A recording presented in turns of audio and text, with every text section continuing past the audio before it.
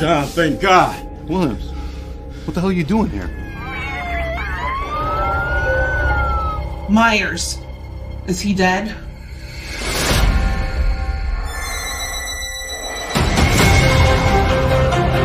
Myers has zero emotion. He has no motives. If he sees, he kills.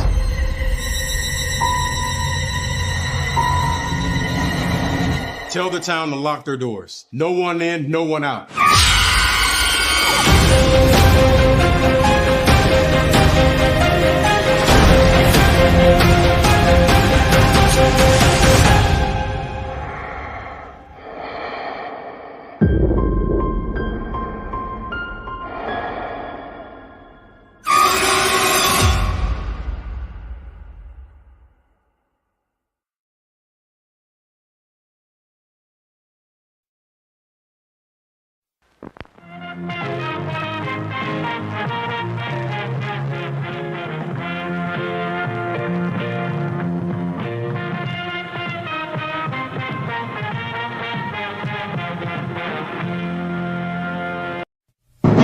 The Jeff Michin Network's Multiverse of Media. For over 15 years, the recognized symbol of excellence and the standard bearer in coverage of sports and entertainment. Good afternoon and evening, everybody, throughout the Jeff Michin Network, Multiverse of Media. Yes, you are hearing us right. We are here on a Tuesday night because it's time again for our exclusive watch-along coverage of JJ's NXT, Walter's NXT, and it's damn near Noah's NXT too. Welcome, everybody, to our coverage of the July 16th episode for 2024 of NXT. I am, of course, the founder himself, Jeff Michin, joined currently on screen by the Renegade JJ Williams and Mr. Reliable, dramatic pause, reliable Walter Cruz is here, everybody. Good to see you both, and I'm sure it's good to be seen. How's everybody doing on this Tuesday night? Well, you just stole my gimmick. Hashtag stick to your shtick. Hey, I'm the boss. I own all the shticks. That is a lie. That's a flat out lie. But it is good to be seen. It's good to be here, if even for only 29 minutes until NXT goes live, because I don't want to know what happens before I can see it for myself. This is valid. That's why I'm turning the reins over to Walter for Color Man par excellence today. Yes. After all, it was his idea to do this impromptu last week. Yes. Kind of rogue, under the radar.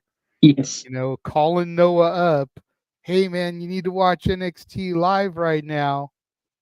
And somehow, some way, without money, without bribery, he was able, without drugs or alcohol or women, he was able to get Noah to stop what he was doing, turn on the television, and actually watch my NXT live for just a normal episode, not a TV special, not a Great American Bash or anything like that. He got him to turn it on, and they did for about the last 45 minutes, an impromptu watch along of last week's NXT. Yes. And with what transpired last week, we ended up running it back. And honestly, aside from, you know, the PLEs, aside from the specials, which were already allotted to me, anytime we do just a random NXT like this, I got no problem giving it to Walter. He's just as passionate about this NXT as I am. And he's always looking to get more involved, so let him. Noah believed in Joe Hendry before most of us believed in Joe Hendry Mansfield. Oh, Mansfield's here. Hi, Josh. How are you? Yeah. Noah's the one that put us all on to him. Well, Noah and Dattila. I was going to say, the main ones that were pushing the Joe Hendry love. We just don't promote Dattila on Tuesdays because she don't bother watching NXT. So, yeah. Say his name and he appears. but Dattilo won't see it with us. Anyway, but you know, whatever. Anyway, Yeah. I'm on the petty train tonight. Don't mind me, folks. Anyway, Walter, how the hell are you? You still dealing well with this California heat bullshit?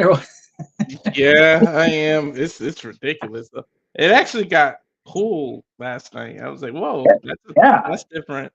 It is very clear when the sun is up, it is relentless. When it goes down, depending on what part of the state you're in, it can get downright chilly if you let it.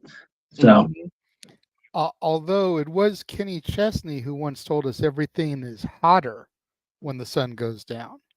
Well, that's and when you up in the high desert, it's hard to argue that it still be like 80 degrees at 8:30 at night when the sun goes down. It's like it may not be the triple digits we get during the day heat, but it's still hot as biznalls. Yes. So I'll take it. It was 98. I'll take that rather than 104.5 at 9 a.m.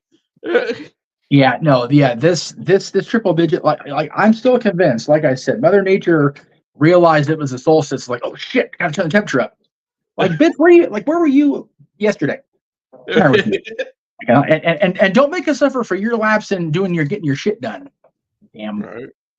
Damn lady, you bipolar crazy. Anyway, yes, I am definitely in a post. It's really not a post-COVID energy burst. It's coming off of the adrenaline of interviewing where I did yesterday and just kind of being on that wait list now and hope and pray type thing. But I am grateful to be here, as I pointed out to a very good friend of mine in Canada. It's until I hear back, this is where the money lies, brother. So gotta keep on trucking along, and you'll see the updated watch along trailer from this guy right here during NXT's first major non-picture commercial break, because we do have it updated. This Lisa Gallows tour will never end. For real, it's getting so bad that the images are literally only on the screen for 1.1 seconds. Yeah. Which means they actually only sit there for 0.1 second, because it's a 1 second slide to transition. Yes. So that everything's there, and then it actually sits there for 0.1 second. Yeah, before it's on to the next one. It's like, Jesus Christ. The trailer used to actually like really get rolling when Fred said, "Here we go again."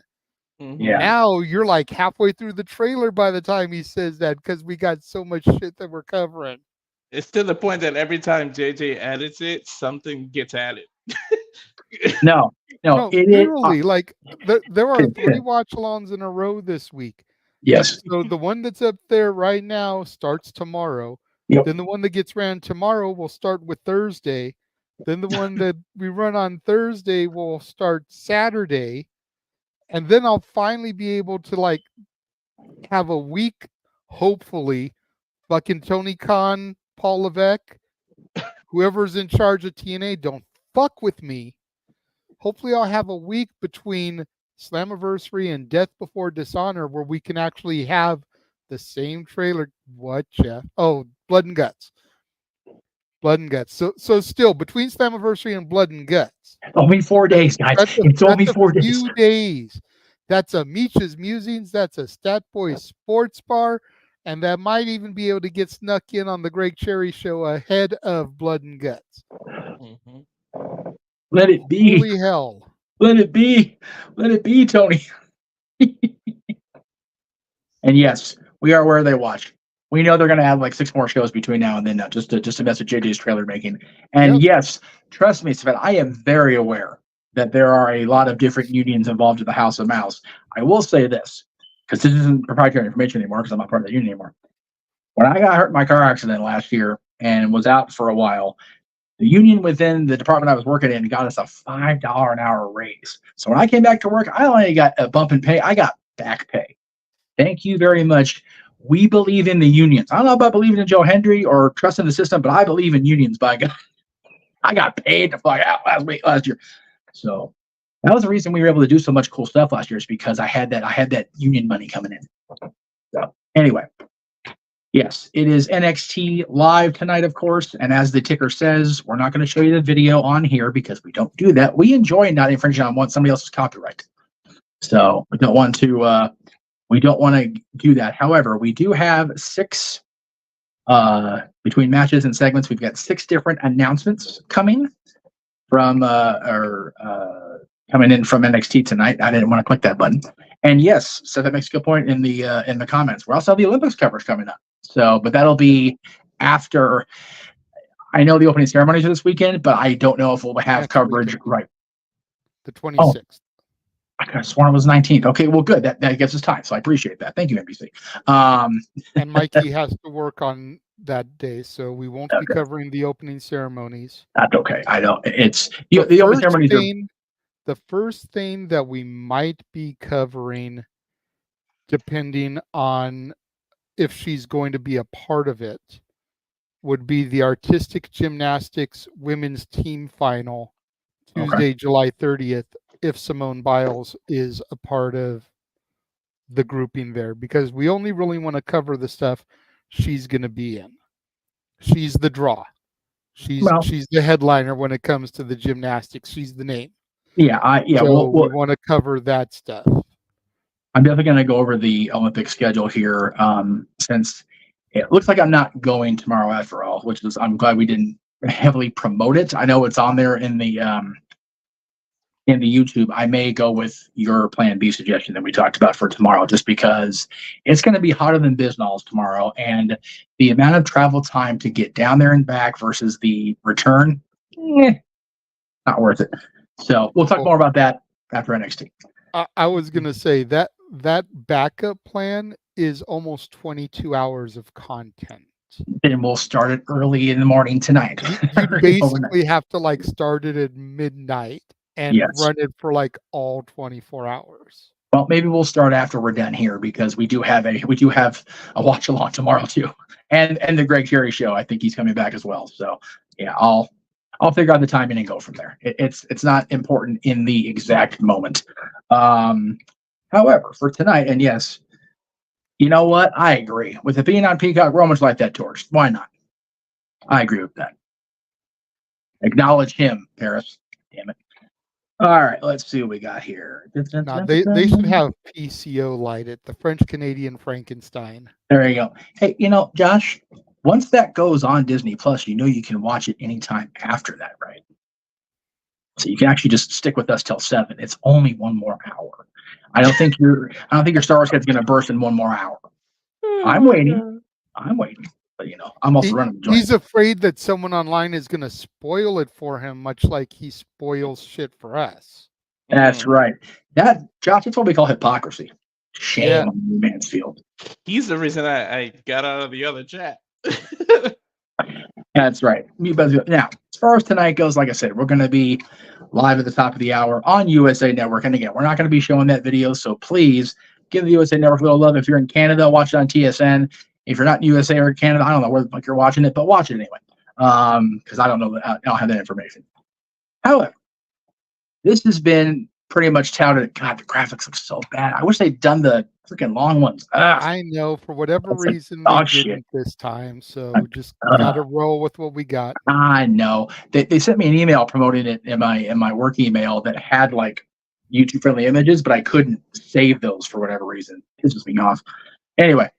So this has been advertised as pretty much the main event. We've got Femi, the bad motherfucker, taking on Chase U's 6'5", just dominant member so far, Duke Hudson. And I don't know how to feel about this, Jay. I really feel like the fact that I forgot the guy that was part of Sheamus' squad that's in Rich Holland. Rich Holland. God, that's going to suck later. The fact that Rich Holland arranged this, I really feel like this is the point where we're going to start having the dissension return to Chase U. It worries me. Legitimately worries me about our boys. I forgot his name last week too, so don't worry. Yeah, it's a fair thought process, but it's like it also could be a positive setup in the fact that we're being set up to really try to prove his mettle and help him earn his spot in Chase University. True. You know how I feel about this?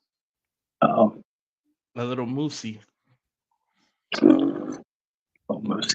Well, again, that's a we with the that enjoy the what do you call it?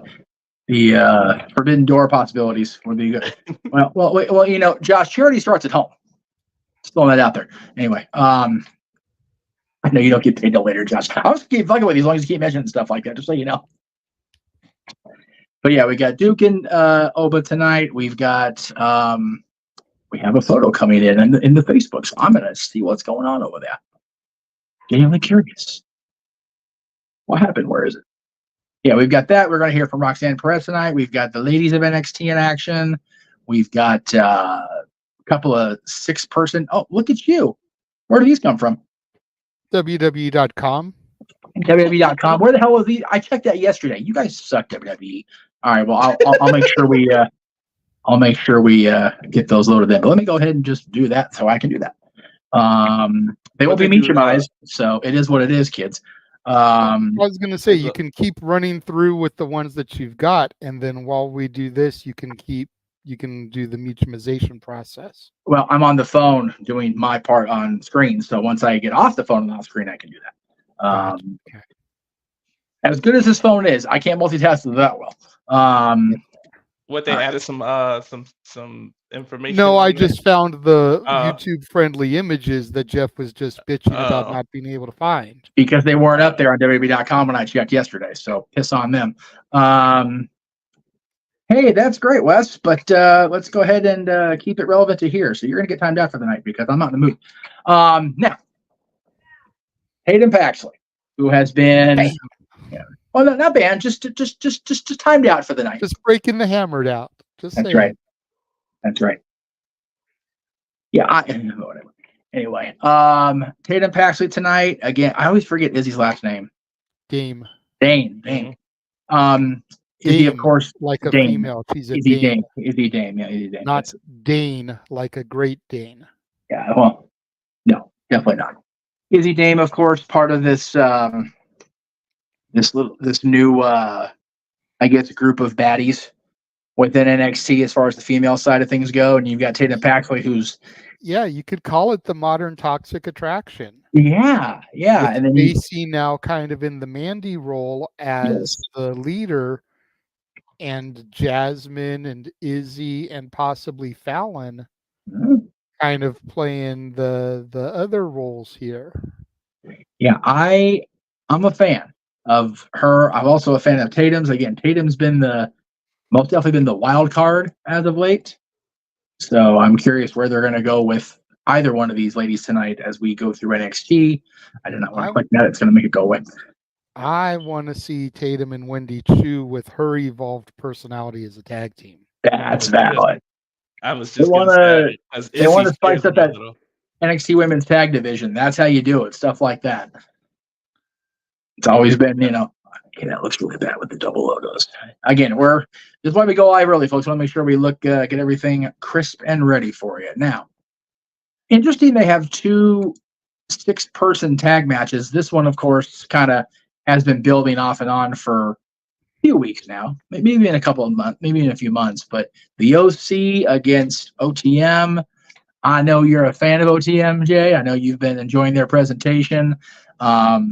Hard not to love the OC. As far back as I go with Karl Anderson and the Doc here, and of course we actually had Mia Yim signed at one point for Wild, so it's hard for me to be neutral.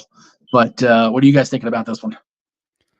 I'm a fan of all 6 individuals. Yeah. My question is can we even call them the OC anymore since they're no longer with AJ? I just think of them as the Good Brothers and Mia Yim. Like, I don't even refer to them as the OC anymore. You almost never even hear them referred to as that. It's always Anderson and Gallows. you can see Anderson's even wearing a Good Brothers t-shirt. He's not wearing OC in the render. GBM. And then you've got OTM over there, which is a favorite tag team of Noah's. And there he is. Say his name and he appears. All right, it's too weird.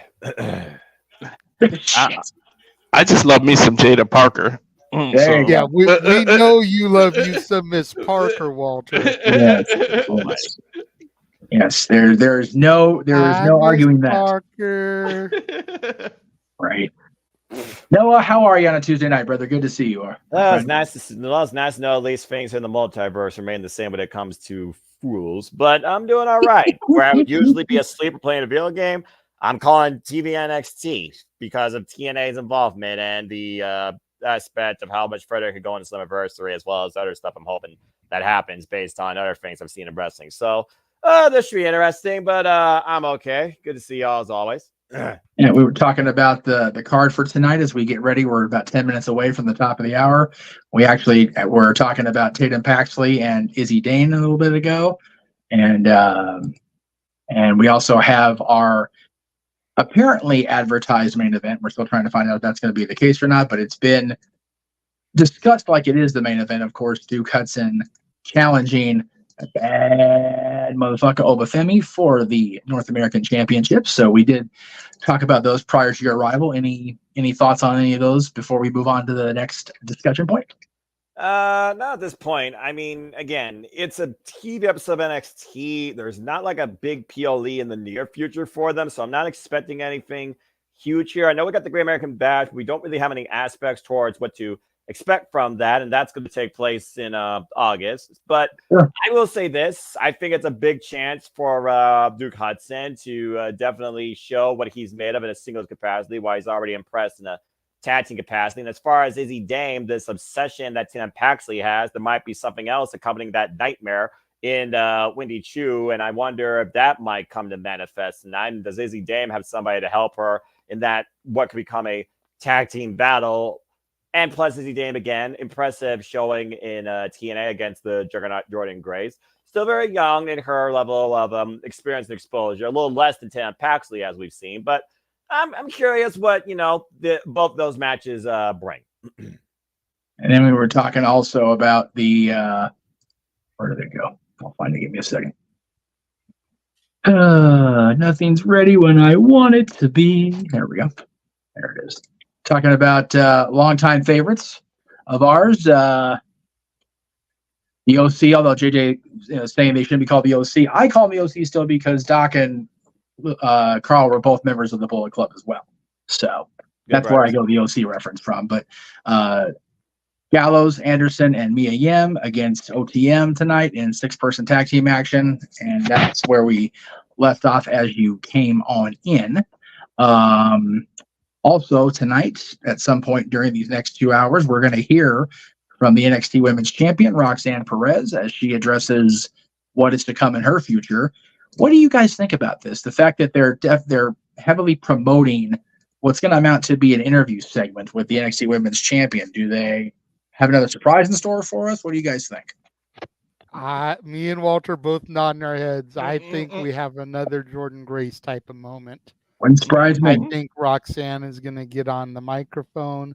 She's going to get cocky. She's going to get arrogant. She's going to talk about how she's beat everybody. And here's going to come somebody from the TNA camp, whether it's, Masha Slamovich, whether it's Alicia Edwards, whether it's Daimless Dana Brooke, whether it's Giselle Shaw, whoever it could be. I think she's going to get too big for her 20-year-old britches, and somebody from the former Tennessee-based, former Orlando-based, now Canadian-based Total Nonstop Action Wrestling is going to shatter that forbidden door and come waltzing down. Canadian-based. Possibly challenge her at the Great American Bash. I would love to see that at the Bash. But Canadian-based, did they do the turkeys on Canadian Thanksgiving in October? The Canadian based them? What they do? Anyway. I agree. It's either that. Yes, go ahead. Oh, I'm sorry. It's either that or Tiffany's going to remind her that she has the case. You know, I didn't think about that. Possibly. Possibly. It also could be where we get our debut of Stephanie Vacour. Yeah, there was a question in the chat room. Are we going to see Stephanie tonight? It's like, you know what? I'm pretty. She made it clear she's going to be in NXT during an interview, right? I think so. It was an interview with her. So, well, speaking of the TNA crossover, Noah, I know you're looking forward to this as much as the rest of us. Our boys, man, Gallus boys on top, but they got to deal with the Rascalz. I got to figure Noah's torn here, man. He's got to be like itching at the fact that the Rascalz are back together as a unit, but they're going up against his Gallus boys. How do you feel, Noah? Today? As far as Roxanne, first off, get your facts straight. She's 22. Secondly, I think it's going to be somebody probably outside of TNA because they have some adversity. They have enough to focus on. I'm looking back towards Marigold after watching their incredible show, and I think Julia is finally going to be teased to face Roxanne Perez, who was supposed to face a heat wave. So don't just focus on TNA. Look at the rest of the business, considering who Triple H has been reaching out to as of late. Just saying. But back to that six-man tag. It's an interesting situation because there is a conglomeration of former tag team champions on both sides. Wesley, Zachary, Wentz are, of course, former two-time NXT tag team champions, MSK, while Trey, Miguel, and Zachary Wentz are former TNA Impact tag team champions. Then you have Gallus, who, of course, are former NXT tag, NXT UK tag team champions. But I think the big factor here is Joe Coffey. Why he hasn't held gold since 2019, he is the Iron King. He's the leader of the firm. And I do think that he has a point to prove since Gallus has not been on top for quite a while. But then again, I also look at the Rascalz, and they be looking to put a bid now maybe towards facing the TNA Tag Team Champions, whoever that might be, coming out of Multiverse, whether it's the System, the Hardys, or ABC. That's currently our tag team dilemma there in TNA. And as far as NXT goes, it could be very interesting to see which of these trios could go after Axiom and Nathan Frazier at Great American Bash with a win here. And could it maybe not be MSK, but instead be Trey Miguel and Zachary Wentz to TNA versus Gallus? Or does Gallus interrupt TNA because the Rascalz come out on top? This is definitely the most unique match for me to look forward to tonight. And I do think on both sides, each side needs a win. But I also see this breaking down to a Donnybrook if neither side gets what they want. Well, and don't forget, Noah, we're going to see the Rascalz in action on Thursday as they team up with Kushida to take on the No Quarter Catch Club. So would not surprise me if the Rascalz do indeed make that push toward another opportunity for the TNA World Tag Team Championships because they are involved in the process. And when you're involved in the process, that makes you part of the system, whether you are with them or opposing them. So definitely going to be a very interesting next few days here. When you figure we've got over the next, including tonight, 5 days, 4 watch-alongs, all kind of woven within each other. It's going to get a little batshit crazy around here and throughout the multiverse of media. Yeah. I am kind of right along the same wavelength that Jeff is. I see the No Quarter Catch crew getting involved here, completely attacking the Rascalz to help kind of set up on TV the match that's already been canned and taped for Impact this week. Yes, add a little bit more fuel as to why they're going to be on Impact this week. Yeah, you figure Wes's friends just didn't come by NXT to help him out at NXT. You know they want him to go back to TNA and kind of give him a little help on their side too. So it's gonna, like I said, this whole time in wrestling, this little prohibitive portal we're all going through at the moment is definitely must-see TV. I really feel like I'm grateful they're not all on the same night. Because now we have the double monitor situation, like we're going to have on August 30th with New Japan and TNA both running at the exact same time. Thank you for that in advance, by the way, Tony Khan and New Japan. Just tire my dumb ass out on a hot August night. Jack-offs. But more content, so it's all good. Speaking of that content, as we get ready here, we got just about 2.5 minutes to go. I'm going to deliver on my promises because that's what I do around here. It's what we do around here. And courtesy and of the I'm going to Renegade. graciously bow out and leave it to the other gentleman. Have a great call. Well, before you go, brother, here is courtesy of the Renegade himself, our newest watch along trailer. And we'll be back to kick things off on NXT.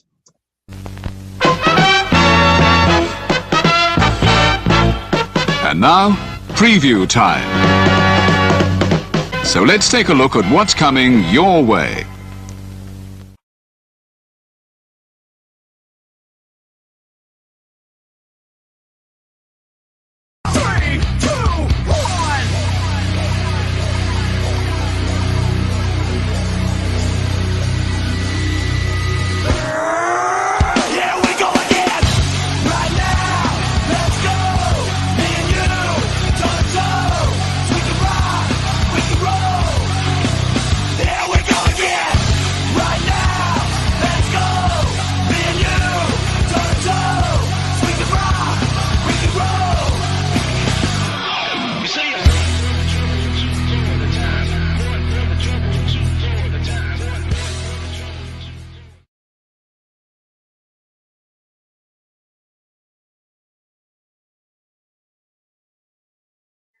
And it still isn't fully filled out. But again, what we do here is all the wrestling, all the wrestling, all the wrestling, all the wrestling, all the wrestling, all the wrestling, all the wrestling, all the wrestling, all the wrestling, all the professional wrestling. Damn it. And combat sports and earth sports.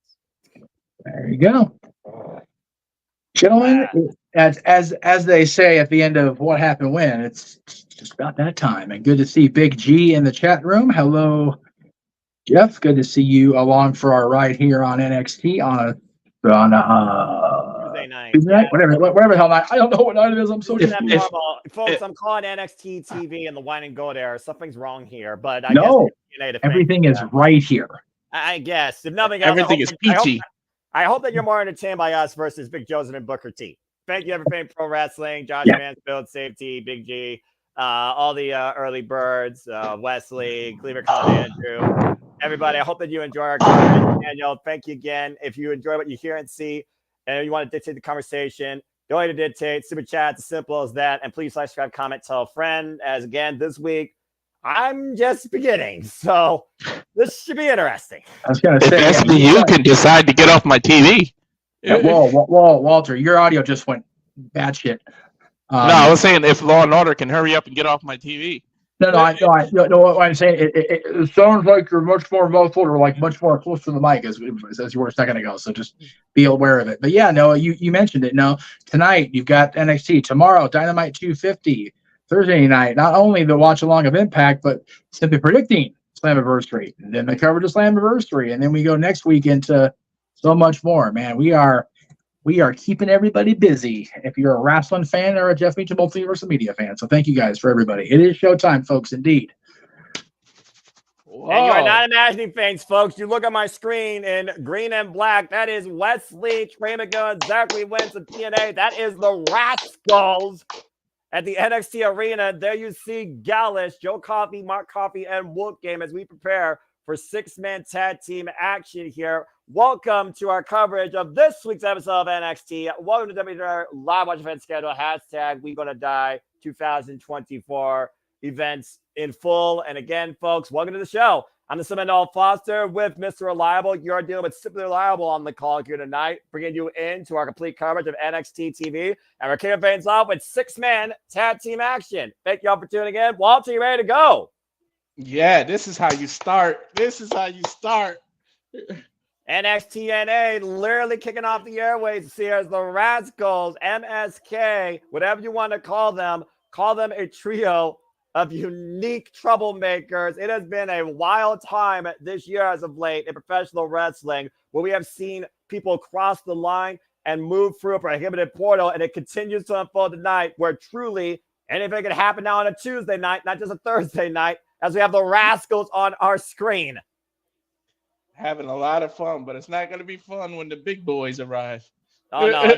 Trust me, it's going to get serious when the bell rings. And do not underestimate who you might look at as three kids. Again, Zachary, Wentz, and Trey Miguel, for those that don't know, they are known as the Rascalz themselves. They work in TNA. You can watch TNA Impact weekly, courtesy of YouTube as an insider, for literally $1 a month, commercial-free uninterrupted 90-minute broadcast every week, 8:30 p.m. Eastern Standard Time, as my screen is went to a Gallus green, meaning that the Gallus boys are here to prove this is their kingdom and why they've been on top. Of course, Gallus are former NXT UK and NXT Tag Team Champions. And Walter, this really escalated after the events that unfolded at Battleground in that triple threat with Joe Coffey, Wesley, and Femi, where Gallus were coming to the aid of their Iron King, the leader of the firm, Joe Coffey, in a losing effort, and they blamed Wesley more for the loss.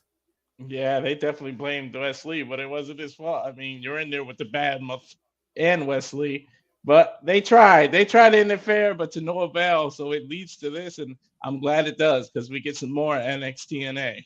And of course, Wesley saying that maybe I need to bring a couple of friends in after that tweet sent out by Trey, Miguel, and Zachary Wentz. Bell rings, and we are underway. 6-man action kicking things off here. NXT Gallus versus the Rascalz. Calling a tie between Trey, Miguel, and Mark Coffey. Of course, Trey, Miguel. Those words are coming out of your mouth. Yeah, I can't believe I'm on screen on a Tuesday night for a regular episode of NXT TV. This is my life now. Shoulder block by Trey. Arm bringer, extend over the ropes. Outside in. And again, look at the flow. Look at the way Trey Miguel, the innovative offense of the Fresh Prince of Midair. Straight out of Toledo, Ohio, represent. Taking Mark Coffey up and over. Tag made now to Zachary Wentz. Of course, Zachary Wentz, people might remember, formerly involved here in NXT alongside Wesley, MSK, Dusty Cup Tag Team winners, NXT Tag Team champions. Last chance we followed up with the drop kick, and the Rascalz right now. Great early show and cover on Coffey with a 1 count. Yeah, they're on fire already. And this is like Speed Cube versus Power Cube. Tag made, and here comes, to your point, the most power that Gallus brings in Wolfgang. Guy that owns a pub and fights in it while serving the drinks. Straight out of Scotland. For those of you who say, like a lot of people that I know, don't want to watch TNA because they feel like stuff is pre-taped and can be spoiled. But if you think about it, if it wasn't taped, it wouldn't free their schedule up to be able to do NXT and do these things up. So you got to think of it as the cup half full thing, not that cup half empty. It's good that they tape stuff. In my opinion, I think it also makes it more comfortable for the talent involved. Beautiful Rana out of the corner because it does allow more flexibility in their schedule. To be involved in more action and more showcases and more bookings. And Wesley up and over on the top rope, drops the knees across Joe Coffey. And again, that's the strength of TNA. I've been to TNA tapings. They literally tape weeks of content, including the monthly PLEs, if we're going to call that term, during a single taping at times. I literally went back at Slammiversary 2021 and the post-taping. So TNA has a great system in place. And Wesley taking Joe Coffey around and up and over. And Wesley, beautiful run, hook of the legs to get the win here. Deep count of 2. We get a look at the replay here. The delayed flip over into the knees. That was a beautiful move. And of course, Wesley, before his Rascal showed up, it almost looked like Wesley was about to leave NXT. He looked pretty depressed that night, did he not? And still to come tonight, 6-person mixed tag team action, OTM and Michin and the Good Brothers. I refuse to say the OC because that is a stupid name by WWE. And the bad motherfucker will be in play. The North American Championship on the line with Femi. The ruler defends against Chase Hughes, Duke Hudson. Someone's going to die tonight instead of being expelled. Scoop slam by Wolfgang, cover, lateral press, gets a 2 count. We could call him GBM, just good boys and Michin. Oh, God, man. And Wolfgang dead Wesley as I looked on the replay there. Stun gun across the top rope as Gallus take best control here. And of course, Gallus came back attacking Ivar and Josh Briggs ahead of Joe Coffey's pursuits of the NXT North American Championship. They were gone for several months after that gauntlet match with Rich Holland. Yeah, they were gone for like at least 2 months. Yeah. No, 3 at least. Yeah, it's back in February. Armringer now by Mark Coffey. The Coffey brothers working together here. This is bad for Wesley. Tag made by Wolfgang. Classic tag team wrestling. Isolate Wesley here. Well, again, I always say isolate and dominate. Cut the ring in half. And clearly, Gallus is focusing on their prime target. That is Wesley. Tag.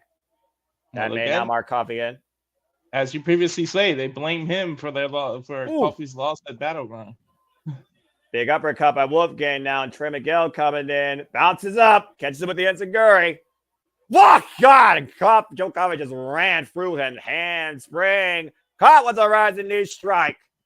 Out. Oh, God. And Mark Coffey just turned him up and over. Now, Wesley now. Action breaking down fast and furious. All 6 men down here. Double knees to the face. Good grief. Man.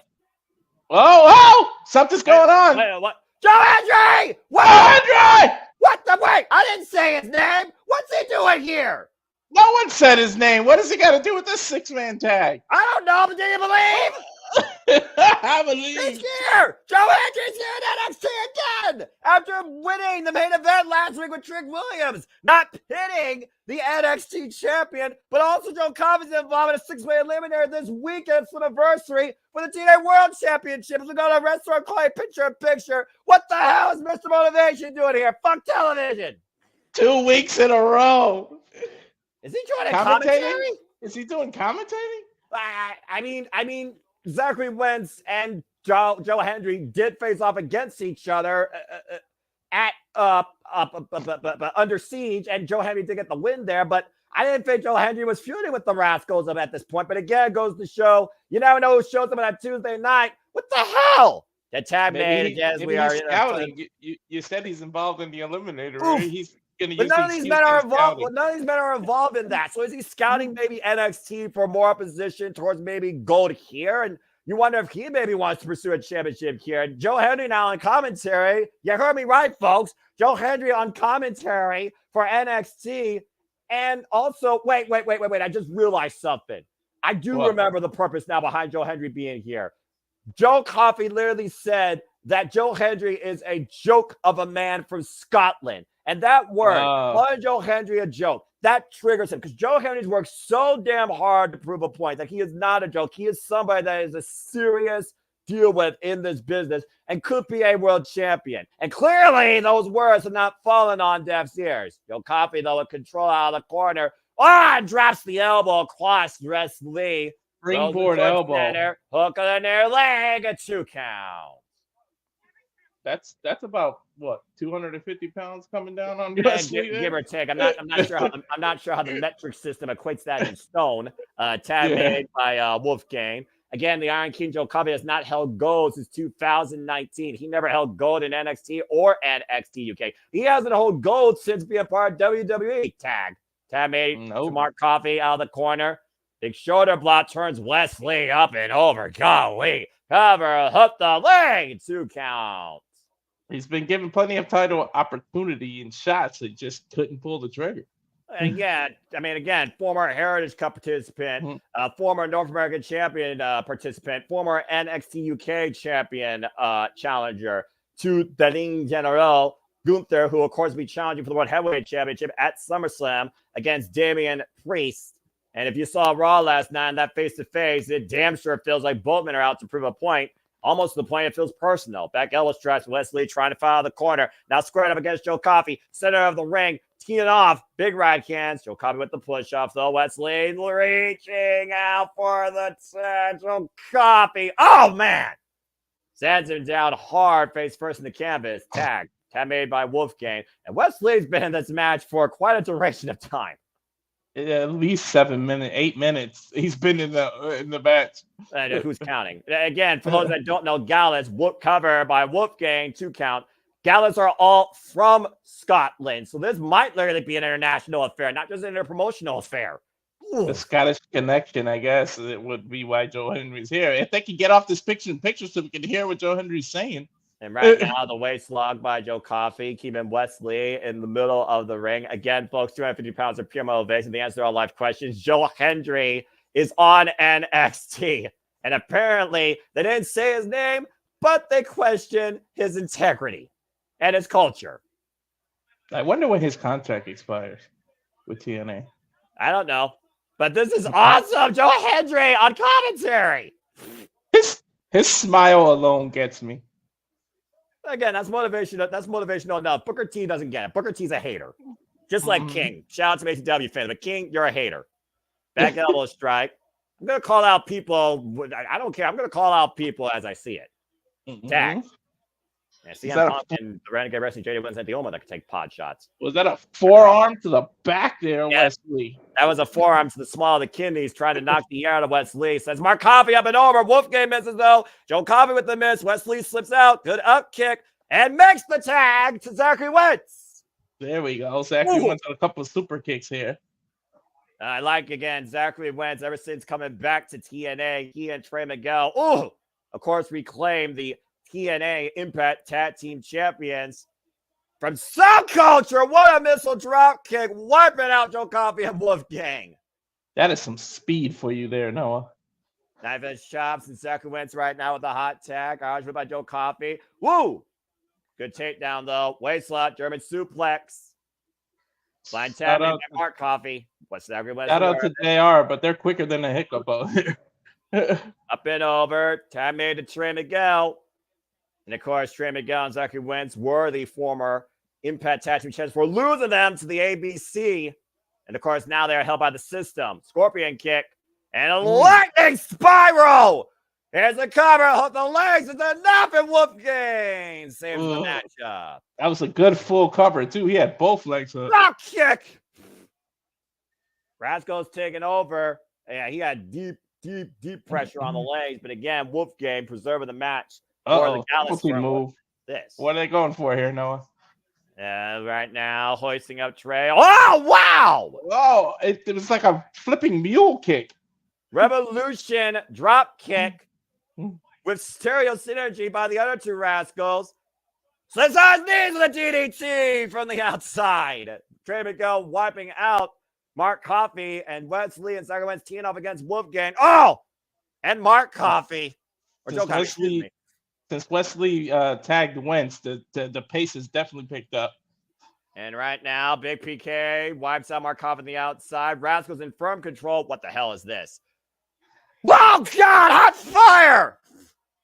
The push-up into the moonsault, wiping out the Gallus firm on the outside. I think they threw caution to the wind there, Noah. That's literally what the Rascalz do. And Wesley looking to follow up that cardiac kid. Heart rate over. The heart attack in delivered with the tope kind of low, wiping out the Gallus from the outside. Rascalz in full control. I think Joe Henry approves. I think Joe Henry believes in the Rascalz. Do you believe? This is how you open a weekly show here. And again, these are two well-established trios. They know each other inside out. And we're seeing right now which one is working better together.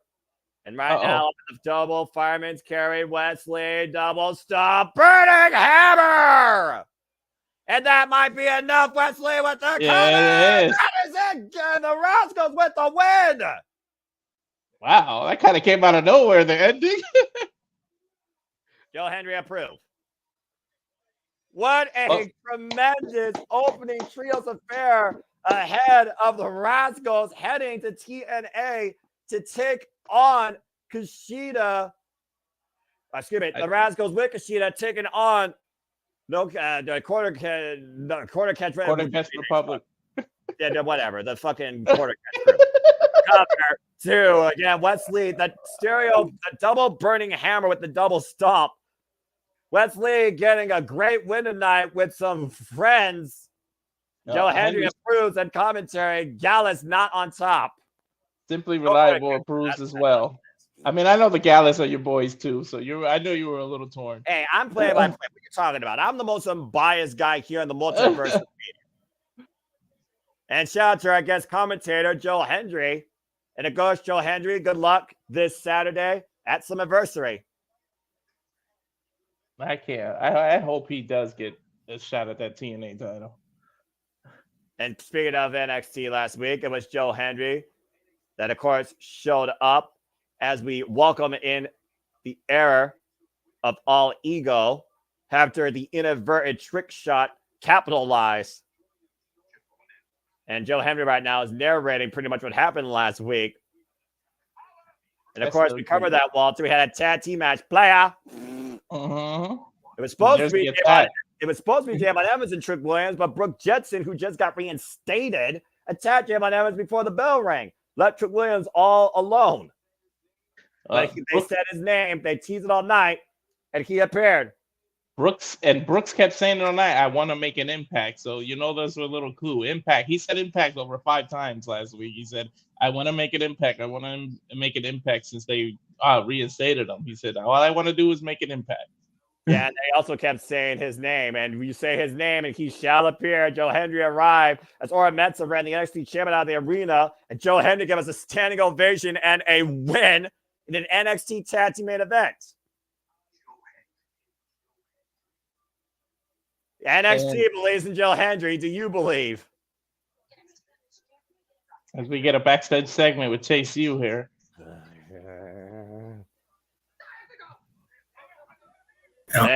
As Chase U was talking, just a reminder, Thursday night, as part of our coverage of TNA Impact, we will have the No Quarter Catch crew taking on Kushida and the Rascalz. That'll be part of our show Thursday night here on the Multiverse Media. And you can watch Impact, of course, on AXS TV and on TNA Plus if you got any freaking sense. Because watching it on AXS is hard to find, and you have to deal with commercials. We're not dealing with that bullshit. So. And it's Rascalz, by the way, Jeff. Botch, not Radicals. Did I say Radicals? I'm sorry. Jeez. Yeah, you're right. We're all mouth muttering because the week's just started. We already had Joe Hendry on NXT. Yes. Yeah. I just bit the bullet and subscribed to TNA Plus for the whole year. Boy, there you go. Yeah. Do it. Well, Duke Hudson, you might want to wish you had an excuse before taking on the Rue of the Night. Good luck. Yeah, seriously. Oh, I think they're going to address Roxanne Perez next. Again, the prodigy who has been fulfilling her self-promise, of course. And Roxanne Perez addressed the NXT universe up next. I think there was a botch there. She got into her camera shot and realized it and hold ass out of there. Well, I mean, I don't know if you want to confront Roxanne, but this is not the time. And speaking of confrontations, as again, we look towards what's ahead in Multiverse of Media. Last Friday night, we saw what happened when Cody Rhodes and Sikoa and the Bloodline once again ushered in savage action, wiping out the Viper, Randy Orton. But it seems like Cody Rhodes did give Sikoa what he wants. It looks like we do now know our undisputed WWE Championship for SummerSlam. Speaking of championships, from a champion waiting to happen to a champion that should not be happening, Logan Paul will apparently be here on SmackDown this week. Will he answer LA Knight's challenge? Will he sign the contract? Stay tuned, folks. SmackDown this Friday. We're not covering that, but you can, of course, watch that and see, again, as we build towards the biggest part of the summer, which we will cover here at the Multiverse of Media. As we have a full commercial break right now, yes, just to be clear, Joe Hendry is Scottish, so is Gallus. Gallus mocked Joe Hendry, saying he is a joke from Scotland, and apparently Joe Hendry didn't like that. Plus, they did say his name. He didn't get involved here, but I also think he reminded us exactly who we should believe in, who should be on top, and NXT clearly believes in him more than they believe in Gallus. And, of course, the Rascalz, Wesley, Trey, Miguel, Zachary, Wentz, got the win tonight, but they will take on, to Jeff's point, faces tonight, heels on Thursday. Just put that in perspective, folks. Zachary, Wentz, Trey, Miguel return home to TNA to tackle alongside Kushida, not Wesley, to take on No Quarter Catch crew, Charlie Dempsey and company. There. That pretty much lines everything up. Joe Hendry showing up randomly for commentary is why you can't miss a single show now. You can't. Okay, first off, cool your jets. There's 2 reasons why we did this week, and only this week. One, we knew NXT was officially a thing. It was Gallus versus the Rascalz. All right, you motivated me enough with that. And 2, we're covering TNA Impact this Thursday, where NXT is in TNA. So it only made sense to do both this week. Plus, the fact of the matter is that is the go-home show's anniversary, and I almost wonder now if NXT will have some implications either towards or after some anniversary as we head towards emergence. Do not expect this to become a weekly thing, even if the sports bar is closed, folks, unless you really super chat some weird goal to Jeff and JJ or somehow encourage me to actually. I'll tell you what. Hey, you know what? We're trying to get people to super chat to get you to join Chase U. Yeah. Not if we hit that number, of the 500 between the 2 channels by SummerSlam Saturday, we will do weeklies. What? We will do weeklies. I'm here for it. What? Between NXT and TNA, I'm here for it. Mm-hmm. And that's if Noah's available. Keep that in mind also. The man does work. So. Mm-hmm. Well, I'll definitely be available. But and you were talking about Slammiversary. You were talking about Slammiversary, man. Unbeknownst, Slammiversary may become a phenomenal pay-per-view. It damn well should. Well, I mean, after the phenomenal AJ Styles beat Marufuji, Pro Wrestling Noah, and Io Shirai, fucked up names, beat Utami Hayashi. A phenomenal match at Marigold's last show. Anything's truly possible. And again, if you did not watch that Noah or that Marigold show, you owe it to yourself as a fan of Japanese pro wrestling, professional wrestling in general, to watch those. And speaking of pro wrestling, Noah, we know that NXT's Josh Briggs and somebody else will be involved in Pro Wrestling Noah's most prolific tournament of the year, the N1 Victory, to determine who will face the Global Honor Crown, the GHC Heavyweight Champion, at a later day. As we go backstage with Ava Rain and All Ego Ethan Page, our NXT champion, as we're back here in NXT.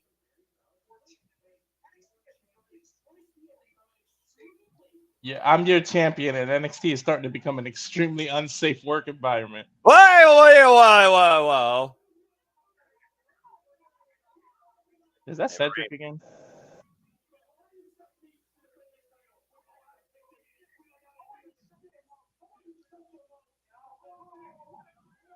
Wait, well, hold on. He didn't earn the title shot, to be fair. Well, Ava, good luck with this. Where's Ava's business partners when you need them? You mean Robert and Stevie Turner, who are fighting? Yeah.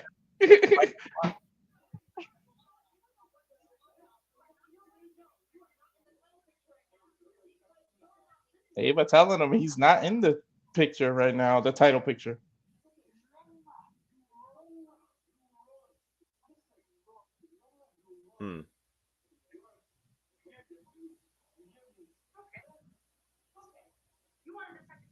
All right.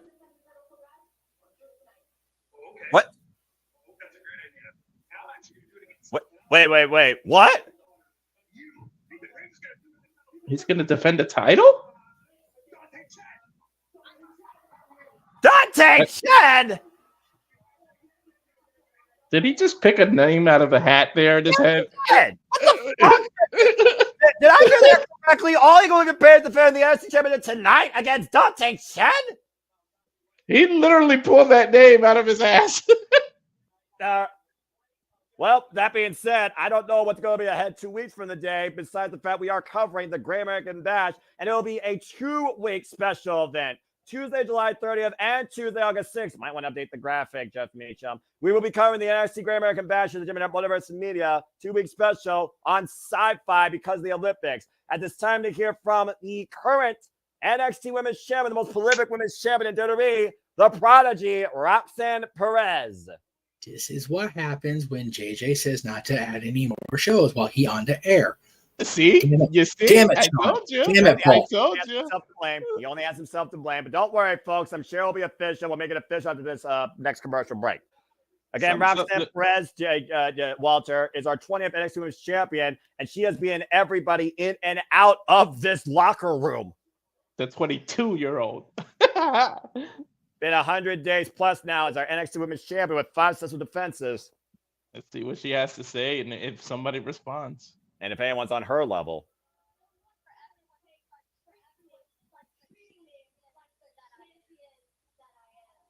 It's time for everyone to start treating me like the champion I am.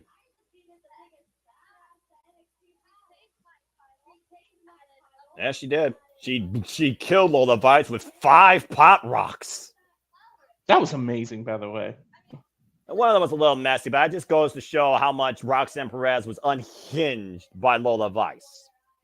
But it also goes to show how far Roxanne is willing to go to defend and preserve that title. Mamacita. You said Lola. I had to get that in there. Should have been me. Where have I heard that before? Someone who's currently in TNA.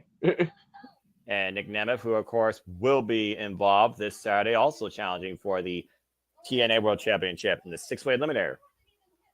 I'm so damn good, man. She's stealing lines from Triple H, too. I mean, she's not wrong. No lies detected. Former Ring of Honor Women's World Champion.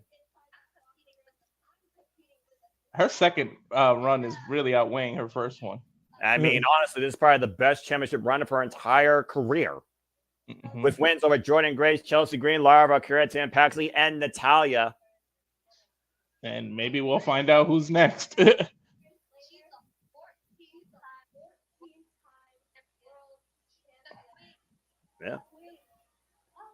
Is she talking about Charlotte? Is she calling out Charlotte Flair? Charlotte Flair? Roxanne, don't. Are you getting too cocky like Noah said you were going to She's get? calling out former NXT champions, to be fair, as well. I mean, Rhea Ripley, also a former NXT Women's Champion, went up to the main roster.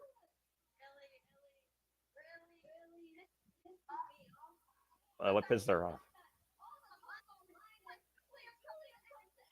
When Julia comes to NXT. When Stephanie Valkyrie comes to NXT.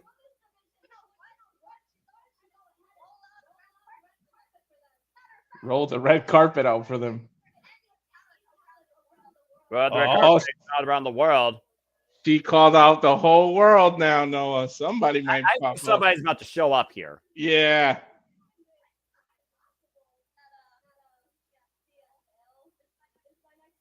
She finds it laughable that Thea held. That's an insult. Is it really an insult? Oh, Jesus. She said her name. Wrestling 101. This is my worst nightmare.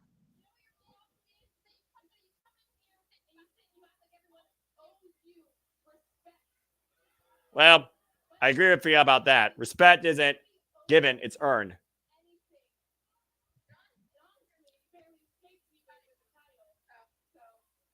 I mean, does it really? She killed Lola Vice.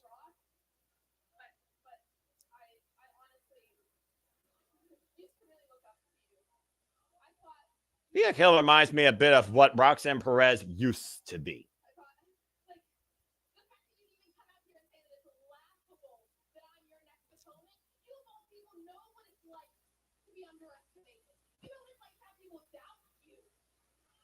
Yeah, but she grew from that.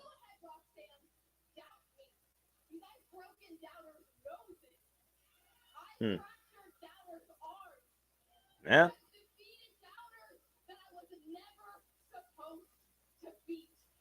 Yeah, she's being doubter. She's never supposed to beat. All right.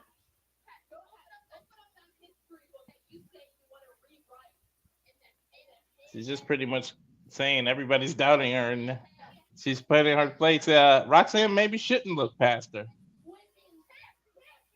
Well, you better hope she doesn't look past her, because then you have to sign a certain piece of paper and wear a certain shirt. This might be the one match I do not hold in my integrity as play-by-play commentator. But it happens.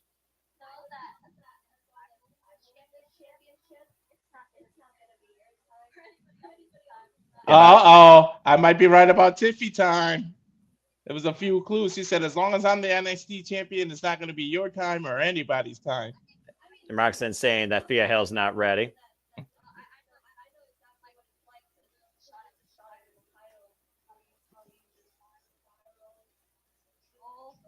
And Thea Hill did spiral and lose control, and she lost in that title because Andre Chase threw the towel in. Damn. There's a throwback. Thea can barely. The championship is for big girls. Oh. Thea Hill, the child. Thea Hill can barely keep it together here. Get to the midsection. Roxanne and Thea Hill fighting out in the middle of the ring here. And Roxanne bringing Thea Hill down in the mat. Trey McCurtis crossface applied. Thea Hill reversing, though. We need to get some security out here. Thea Hill at the Kimura trying to lock Roxanne's arm. And clearly these two are not going to wait before the bell rings to take on each other and prove a point. Kimura, she got her in the Kimura now. Then Roxanne's not tapping, though. Rich Holland forcing the break for now and restraining Thea Hill. How did Rich Holland get to the ring before referees and security? Well, clearly this is not the same Thea Hill that previously challenged for the NXT Women's Championship. This is not the same little girl that Roxanne Perez once was either. Both these women have definitely grown and evolved, and I wonder if Roxanne may be underestimating Thea Hill. Only time will tell to go backstage Kalani Jordan. still our NXT North American Women's Champion after a phenomenal match with Soruka.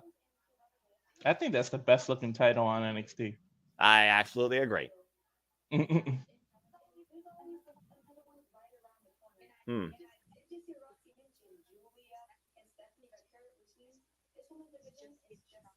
They keep mentioning Julia and Stephanie. Again, this women's division is getting stronger. Is that Wendy Chu behind her? Yes, it is. Yeah, that was weird. That was weird. I mean, I can't wait to see what finds out what is next for both of these women's championships. As we look back 4 weeks ago, all hell broke loose. Oh, God! When Sean Spears was able to pin the former NXT champion with a C4 in the middle of the ring. Who was the champion at the time. Well, which is what earned him that title shot in that triple threat.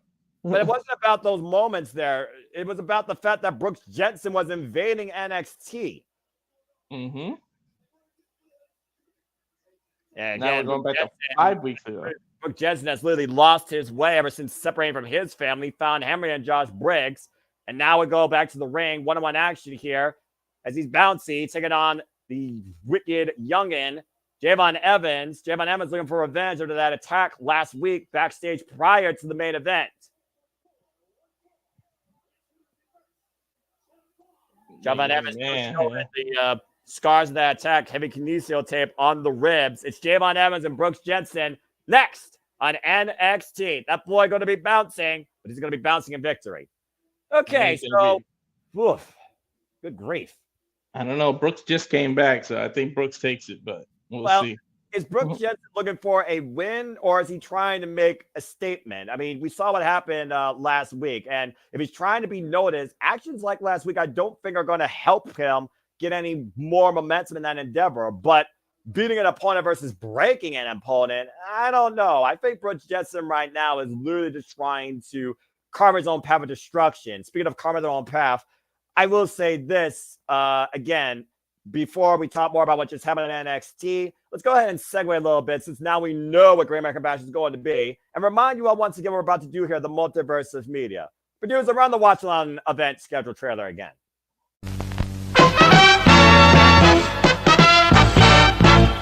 And now, preview time. So let's take a look at what's coming your way.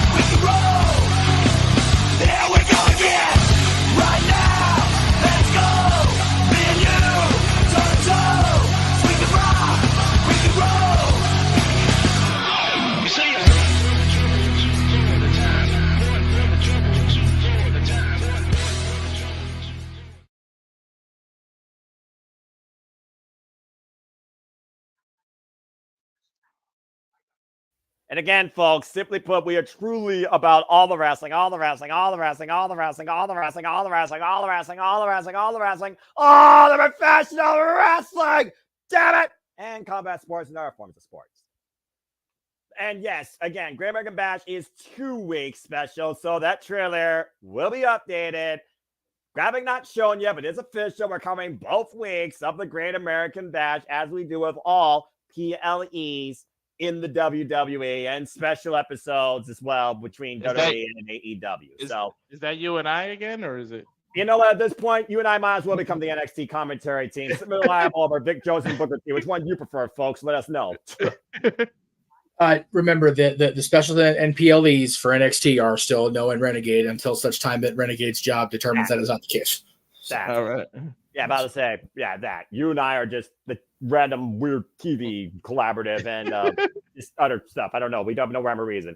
Matt, good to see you. But anyway, to catch up again, folks, Roxanne Perez called out again former greats of the NXT Women's Division and their run from NXT onto the promised stages of the main roster WWE, including but not limited to Rhea Ripley and Charlotte Flair, who went and become multiple world time champions.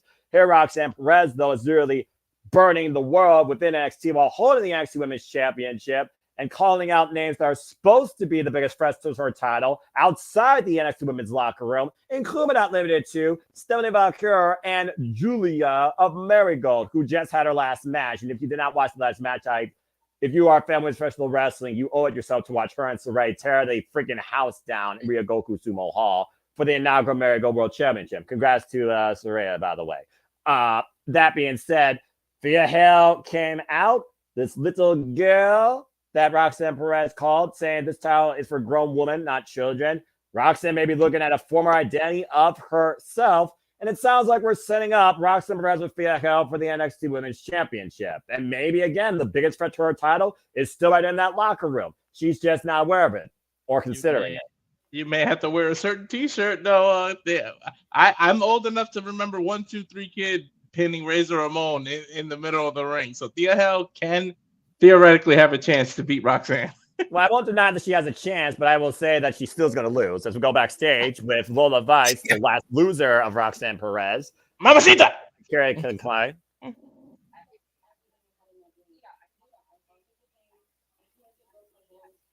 Yeah, nearly broke her hand.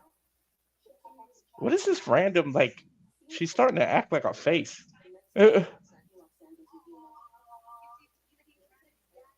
Trying to be humbled by Well, there's Fallon Henry, who apparently lined herself with Jessie Jane and Jasmine next.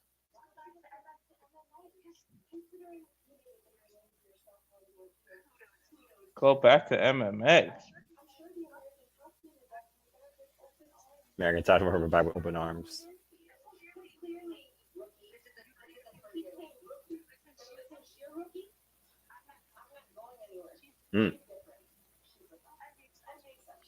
I'm not going anywhere.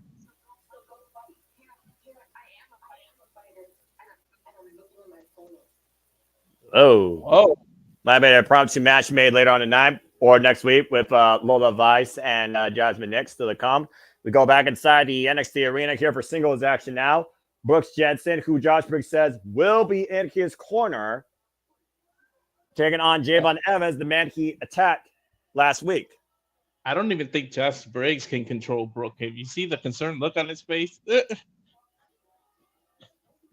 Yeah, Josh Briggs saying, "You're my responsibility. Don't do something stupid." While Brooks Jensen said, "I don't need him." And clearly those two are not on the same page. He can't control him, and Ava put Josh Briggs in charge of Brooks.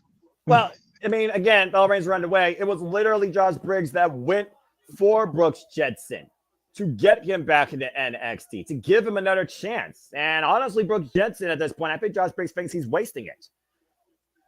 That's probably what it is. He says, my name is on the line because I vouched for you, and your behavior is up to this.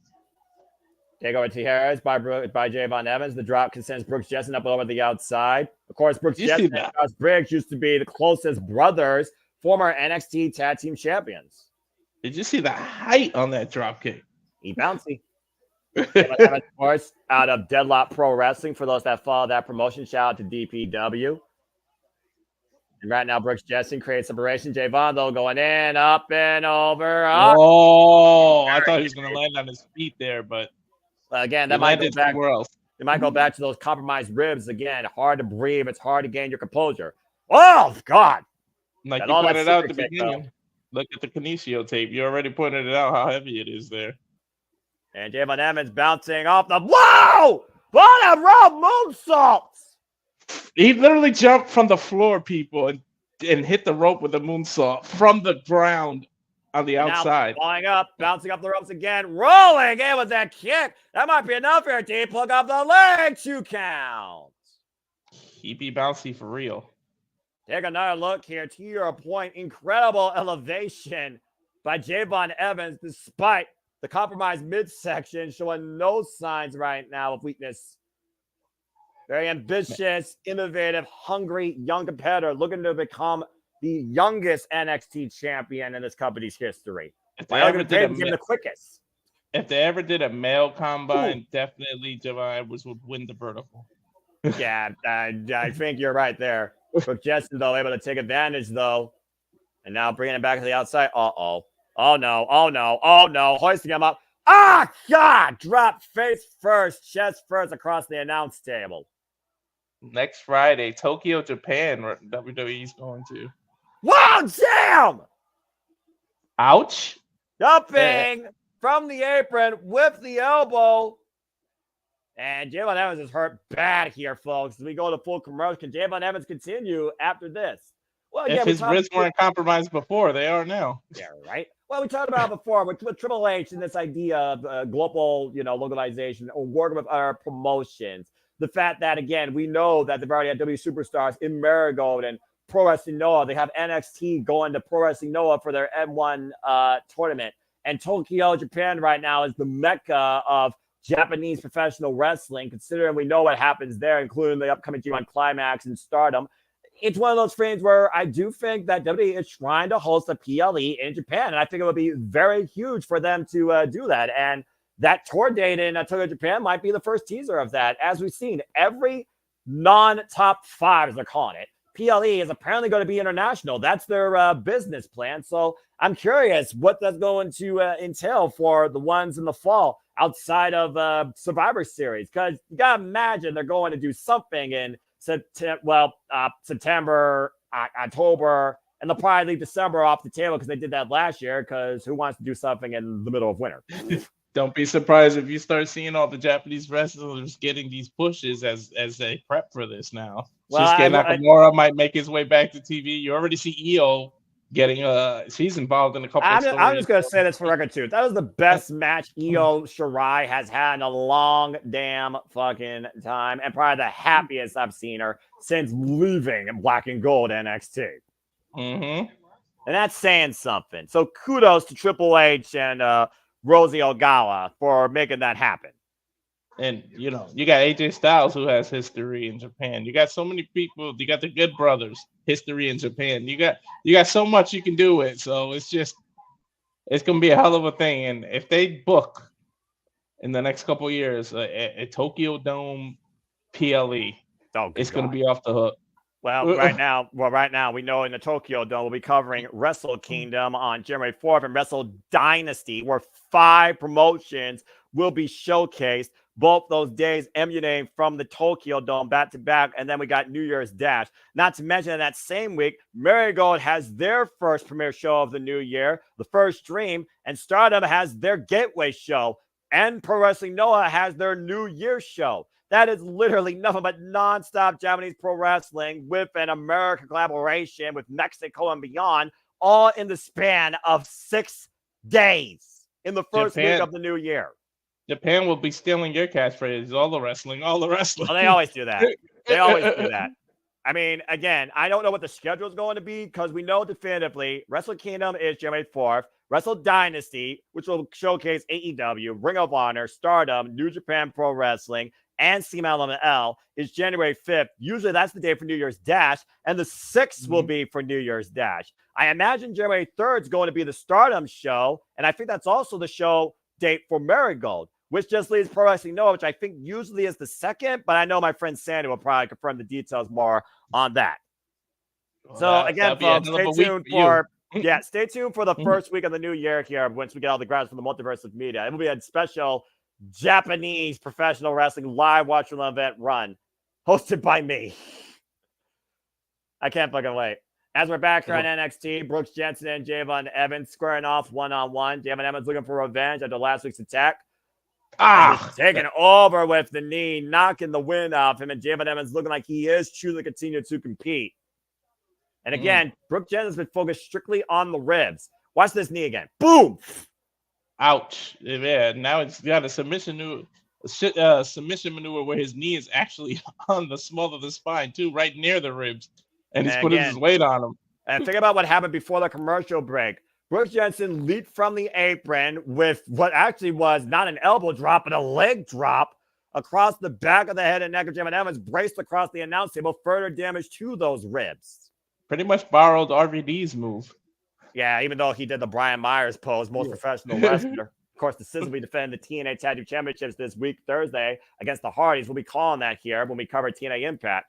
Brooks Jensen, though, again, still keeping his back on Jay Vaughn, Trying to fight back, though. Javon, though, spraying up to the top rope. Wow, what a freaking Hurricanrana.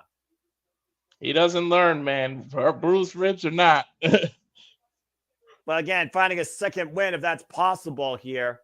Brooks Jensen, once again, slow to follow up. Javon, though, bouncing off, springing in with a clothesline. And trying to build back some momentum here in this match. When you have compromised rib, it's hard to find any win, let alone a second win. Well, again, your ribs are never the same again. One's compromised. It's bruised or broken, two different things, but still never 100%. Ask Cody Rhodes about that, who still works with compromised ribs to this day, as well as most workers, honestly. Mm-hmm. Javon Evans, springboard, crossbody, high bounce, cover to win, a kick out. The height this man gets never ceases to amaze me. One more look to your point here on the replay. And again, I almost want to have that height played as disadvantage. Think about how long that split second to get to the cover. And again, folks, this is official. After this, Ethan Page defend the NXT Championship against Dante Chen. That is the most random match ever. Yeah, no kidding. Whoa, what the hell? A neutralizer by Brooks Jensen. Kick out by Javon Evans. And look who's coming out here. Sean Spears. What is he doing? Well, Sean Spears talked about his emotions coming to NXT, talking about lost souls. And Brooks getting in between Briggs and Sean Spears. And I think Sean Spears has a new pupil. Javon Evans now flies up and over and wipes up Brooks Jensen on the floor. I think he got the clear for landing there.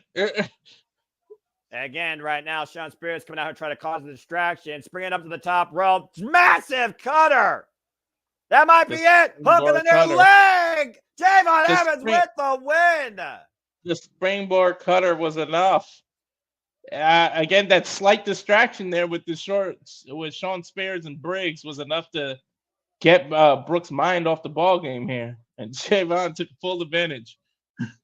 Again, Javon Evans also learning to work through the pain. To your point, that fallout with Josh Briggs may have inadvertently caused Brooks Jensen there. And then again, springing up high. My gosh, the height. That top rope cutter. Springboard cutter. Excuse me. Oh, wait a minute. Brooks Jensen on the entire post-match, though. I don't know. No. I feel like the cutter is starting to become a super kick, man. Again, though, Josh Briggs stopping Brooks Jensen on the post-match attack. Brooks Jensen has to realize he's on thin ice here in NXT. And Josh Briggs, once again, trying to play as aid. Sean Spears watching on, though. I got to wonder what Sean Spears is thinking. Hey! Oh, boy. Ooh, you dare interrupt the card game. What a small setting for a card game for somebody calling himself a Don.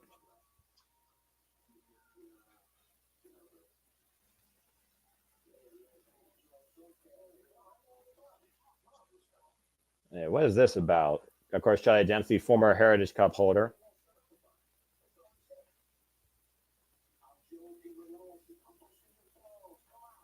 I'm not sure what to make of this segment.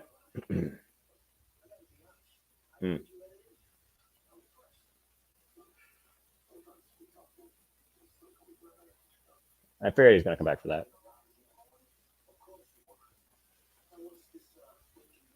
Breaking news.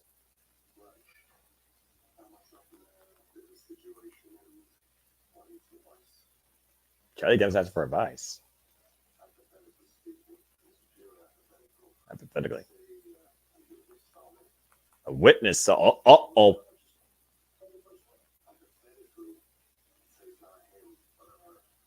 Ooh.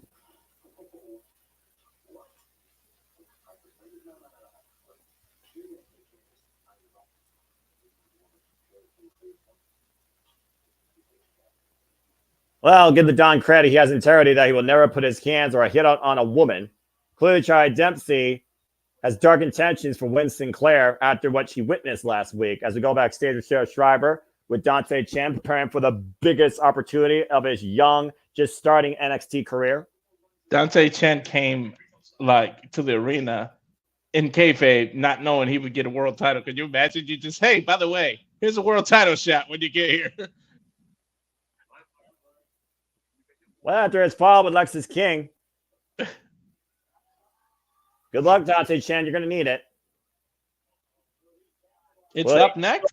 On this huge opportunity, to your point, the era of all ego on the line. All ego if it Perez defends the IC champion against Dante Chan, and that is next here on NXT. His first defense after winning it. Yeah, again, after last week and trying to bounce back from that loss in that tag team event when he was ran out of building by Ora Mensa. But something tells me Ora Mensa is not going to be too far away from this action. Ava Ray might want to have security on standby. Oh, hi, Jeff. What's up? So, in the process of doing my, I'm updating the graphic for a Great American Bash here before the night's over.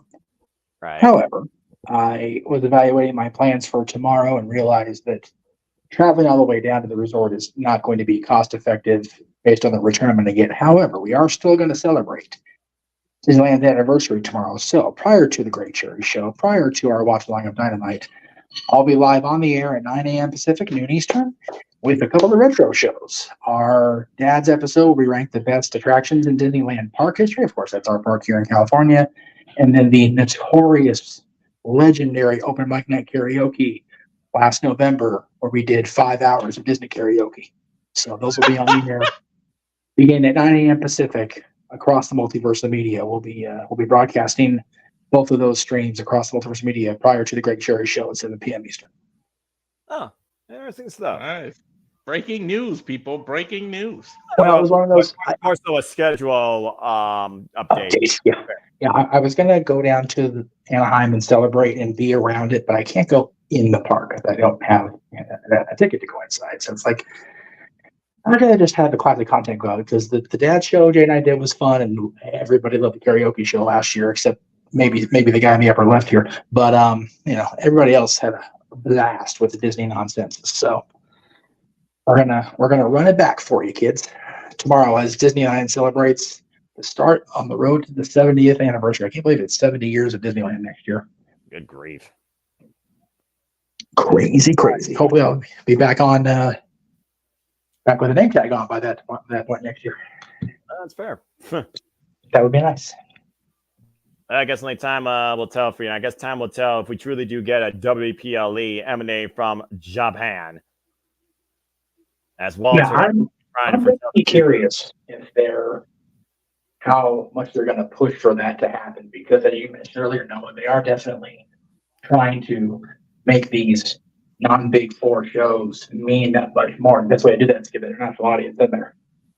Yeah, and again, every show the first week of the year pretty much is going to have Japanese influence outside the WWE. Oh, yeah. So it wouldn't surprise me if they do try and book either their own WPLE during that time, or they just promote more WWE superstars part of the Marigold and the Noah show. I mean, again, I think, was it this year or last year? Shinsuke Nakamura took on the great Muda. And yes.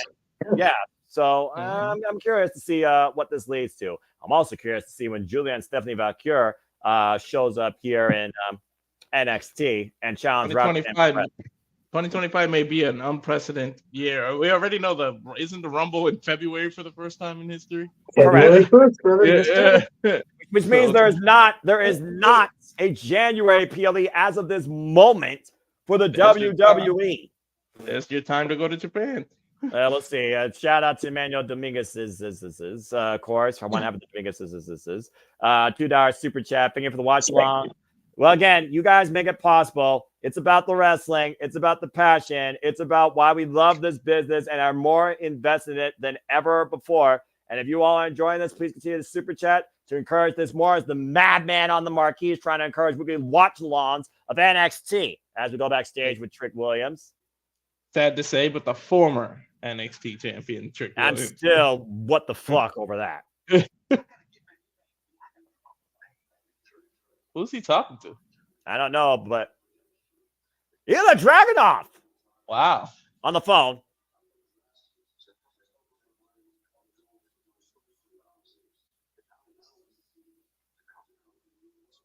See the coded words.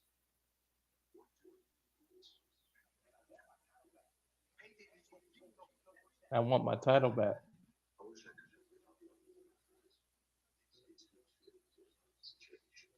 Yep, they are.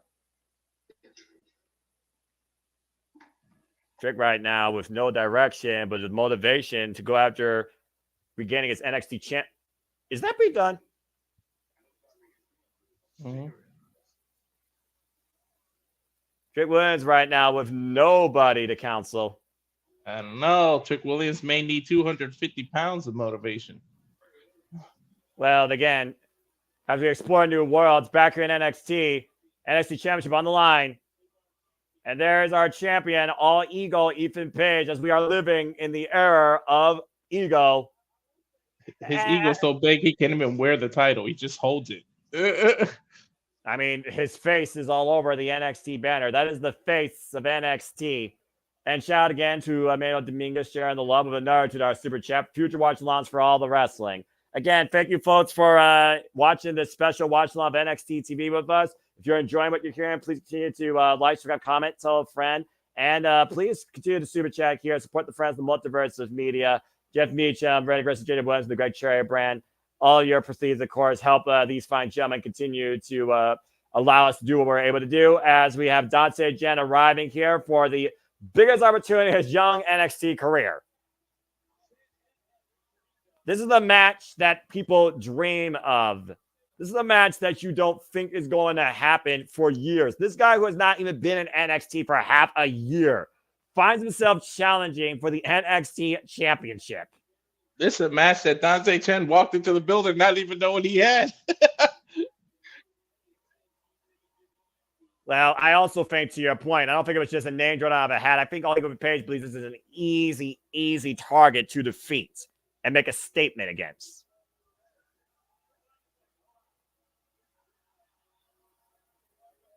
Yeah, all right, that was weird. Anyway, Dante Chen right now. The audience firmly behind Dante Chen. And all Ego Page not even sweating him. Let's go down to introductions. This is an NXT Championship match, so let's give it to Mike Rome. This is so damn random. It's so random. It's like kind of throwing us off. Like, really? It's not even the main event. And I get why it's not, clearly. Mm-hmm. Dante Chen, by the way, the first Singapore-signed WWE superstar. Barely been on TV and gets a title shot. That's amazing. And then you have this established vet, former longest reigning TNA Tag Team Champion alongside Josh Alexander in the North, owner of A1 Wrestling in Canada. All Ego Ethan Page, our new and current NXT champion, after winning the Fatal 4-Way while unconscious on top of Javon Evans, thanks to Trick Williams' trick shot and Sean Spears' involuntary involvement. NXT championship on the line here. Of course, Tiger on his hands. We have pin bar submission inside the ring. And here we go. And Karl double tap. I mean, at this point, Walter, Trick Williams, he knows what he wants, but he's trying to seek advice. I mean, who do you go at this point to seek advice for right now? He doesn't have Ilya Dragunov here. Pete Dunne's clearly not going to share any advice with him. If he's looking for advice from a former NXT champion, he's kind of pulling straws right now. He may need to, even though, you know, he's never been an NXT champion, he may need to go to his mentor, Booker T, and get some advice. Oh, I'm trying to tell the roll up to a 1 count. Well, I mean, Booker T, again, the most biased commentator on the table. He's the guy that endorsed the League of Page, not to mention, puts Roxanne Perez more than anything. Again, former student of his academy, former Reality of Wrestling Diamonds Women's Champion. So I can understand his biased nature, at least towards Roxanne. A little bit overkill, but again, that's just hindsight. Maybe he need, dare I say it, maybe he needs to actually try and, you know, mend things like, go! Carmelo Hayes. Nice press kick there by Dante Chen. Gets the hook of the leg and a 2 count. Maybe he needs to get a meeting with Ava and just tell her how he feels.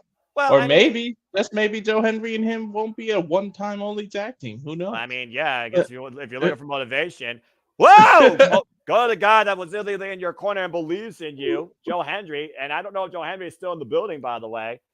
Nice running shoulder block there by Olga Page from the apron. Teeing up now against Dante Chen in the middle of the ring. again, sending a message to the entire roster of NXT, particularly Trick Williams and Ora Mens, if I have to guess. Take a look at the replay here. Just a battering ram.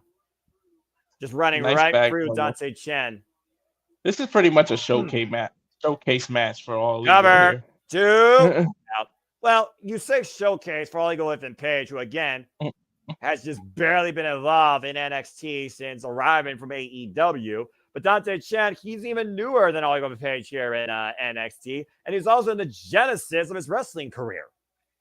Yeah, I mean, I think was it Battleground? That was the first like video package of Chen, and I was like, "Who's that?" And then they were saying the first Singapore signed talent. We saw like a showcase video package in between matches, and that was like the first I ever even heard of him. And again, we wonder if the title will be on the line during the Great American Bash that we will cover here again, folks. That's a 2-week special. Up and over, Dante Chen, shoulders down, 2 count, great position there. All Eagle Ethan Page right now, taking off his game. Dante Chen right now, the challenger, possibly the upset of the night, waiting to happen. Weirder things have happened here in NXT, just saying. Nice chops. He's putting in his effort here. Well, again, you have to put it all on the line here. It's for the NXT Championship. It's the biggest opportunity of your career. This is what people fight for years. And even Page is just literally giving us to this man a silver platter. Uh-oh. No matter what. Is that Cradle small package too? No. Never look past any opponent. Never look past any opponent. Backslide by Dante Chen. Another near fall on the champion. Follows up with a pump kick. And I think Oliver Page right now literally might be eating his own hubris and being humbled pie here. To your point, Dante Chen is literally in the driver's seat. He's been half a second away from winning the title. Then that might be enough. Kick out. Woo. It's getting closer and closer, man. He's staying on the attack. He's constantly going for falls. He is doing everything that is needed to be a champion here. This is how upsets happen when you don't take your opponent serious and just think it's bringing off the top rope. Uh-oh. Even Perez, though, was able to scout that, though. What? God, what a bump kick by All Eagle. Right between the eyes, and the fun and games may be over for the Cinderella story. Hoisting him up in the Razor's Edge. And it looks like Dante Chen, 8 Eagles Edge. Cover 2, champ retains. No, I think you can count to 20 there. Yeah, you're not waking up from that fall from anything but grace. I got to give it to the wrestling industry. Razor's Edge has been one of the most protected moves ever. Like I don't think when Razor Ramon did it, I don't think I've ever seen anyone kick. Wait a minute! Oh, Mensa again back on the attack. DDT by Ethan Page. And finally drops Ora Mensa.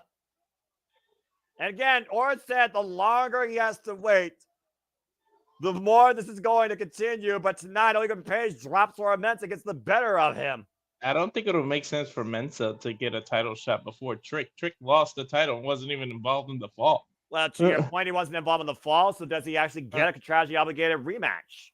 And wait a minute, Ora Mensa, though, back up on his feet, and Ethan Page and Ora Mensa still fighting in the entranceway. Again, the bad blood of these two spilling over here tonight. Ora Mensa, the first target of Ethan Page when he arrived in NXT before wiping out Noam Dar. We haven't seen Noam Dar since. And right now, whoa! That's rolling Kappa kick there by the former one half of the highest tag team under the sun from NXT UK. Rolling in with the kick again. Cover 1, 2. Statement sent by Ora Mensa with his own 3 count on the NXT champion. That was a beautiful spinning heel kick in the corner. Well, I don't know necessarily if that's going to lead to an opportunity, but he definitely gave an example of one. That's a hell of a visual to cover, even though you're the one counting. Well, again, we'll see if we actually get a title change upset here in our main event tonight. As Duke Hudson goes one-on-one with the ruler of NXT.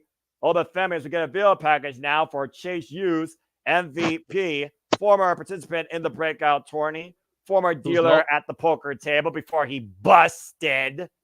Now looking for his first championship in NXT singles-wise. Who's no small man himself. And again, we thought at first that Chase U was just an opportunity for him to stroke his own ego, but he truly has come into his own and endorsed the Chase U banner. He really has. And before you came on the air, they asked how I felt about it. I just dropped a clue that I got this weird feeling, and I feel a little moosey about this match. Well, again, we'll see if Duke Hudson can achieve a Rudy moment that Chase U was unable to do in tag team match tonight. Still our main event to come tonight on NXT. And again, folks, we'll be covering the Great American Bash 2-week special here on Multiverse of Media, July 30th and August 6th, as the biggest hits of the summer continue to follow, culminating in the biggest event of the summer. Not the biggest party, but definitely going to be the biggest concert. We will be covering SummerSlam here at the Multiverse of Media from the city that rocks, Cleveland, Ohio. It's the stage of our coverage of SummerSlam, August 3rd, 7 p.m. Eastern Standard Time start time. Noah, did I hear that right? They're going to do the bash on the 30th? It's a 2-week, yep, the 30th and the 6th. That means we officially are not off in 2 weeks like I thought we were going to be. Nope. Yeah. And this is the first time that SummerSlam's in Cleveland since 1996. The Boiler Room with Undertaker and Mankind, all those people. And you look at the card for this year, let's just put it out there, despite the fact they don't have no official graphics. I'll give W credit for once. The actual freaking slides that are known on the website actually look pretty decent. I still like the TV spots more. We know we got the World Heavyweight Championship. Damian Priest defending against the King General, Gunther. Rumor has it we're going to get CM Punk versus Drew McIntyre. I imagine it's going to be an unsanctioned match at this point, but I also wonder if Seth freaking Rollins is going to be involved in that, or they're going to change gears and turn to Seth freaking Rollins versus Drew McIntyre and CM Punk punks Drew McIntyre again. You leave that up to special disbelief. After what happened in that confrontation on Monday Night Raw, I gotta imagine we're going to get Bo Dallas versus freaking Chad Gable, or some sort of 6-man tag with the Creepers and Chad Gable versus a conglomeration of the Wyatt Six. We know Liv Morgan's revenge tour might come to a deadly end of brutality at the hands of Mommy Rhea Ripley as she's cashing her rematch clause. It will be Rhea Ripley going after her women's heavyweight championship. We know the WWE Women's Championship will be on the line as Bear defends against Nia Jax.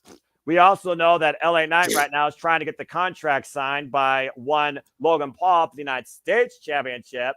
And it wouldn't surprise me to get a triple threat right now for the Intercontinental Championship with Sami Zayn defending against Braun Breaker and Ilya Dragunov. And honestly, that's everything we got to look forward to right now, going into probably one of the biggest SummerSlams we've had in a long time.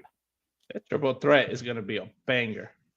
Where are you at on attending, Noah?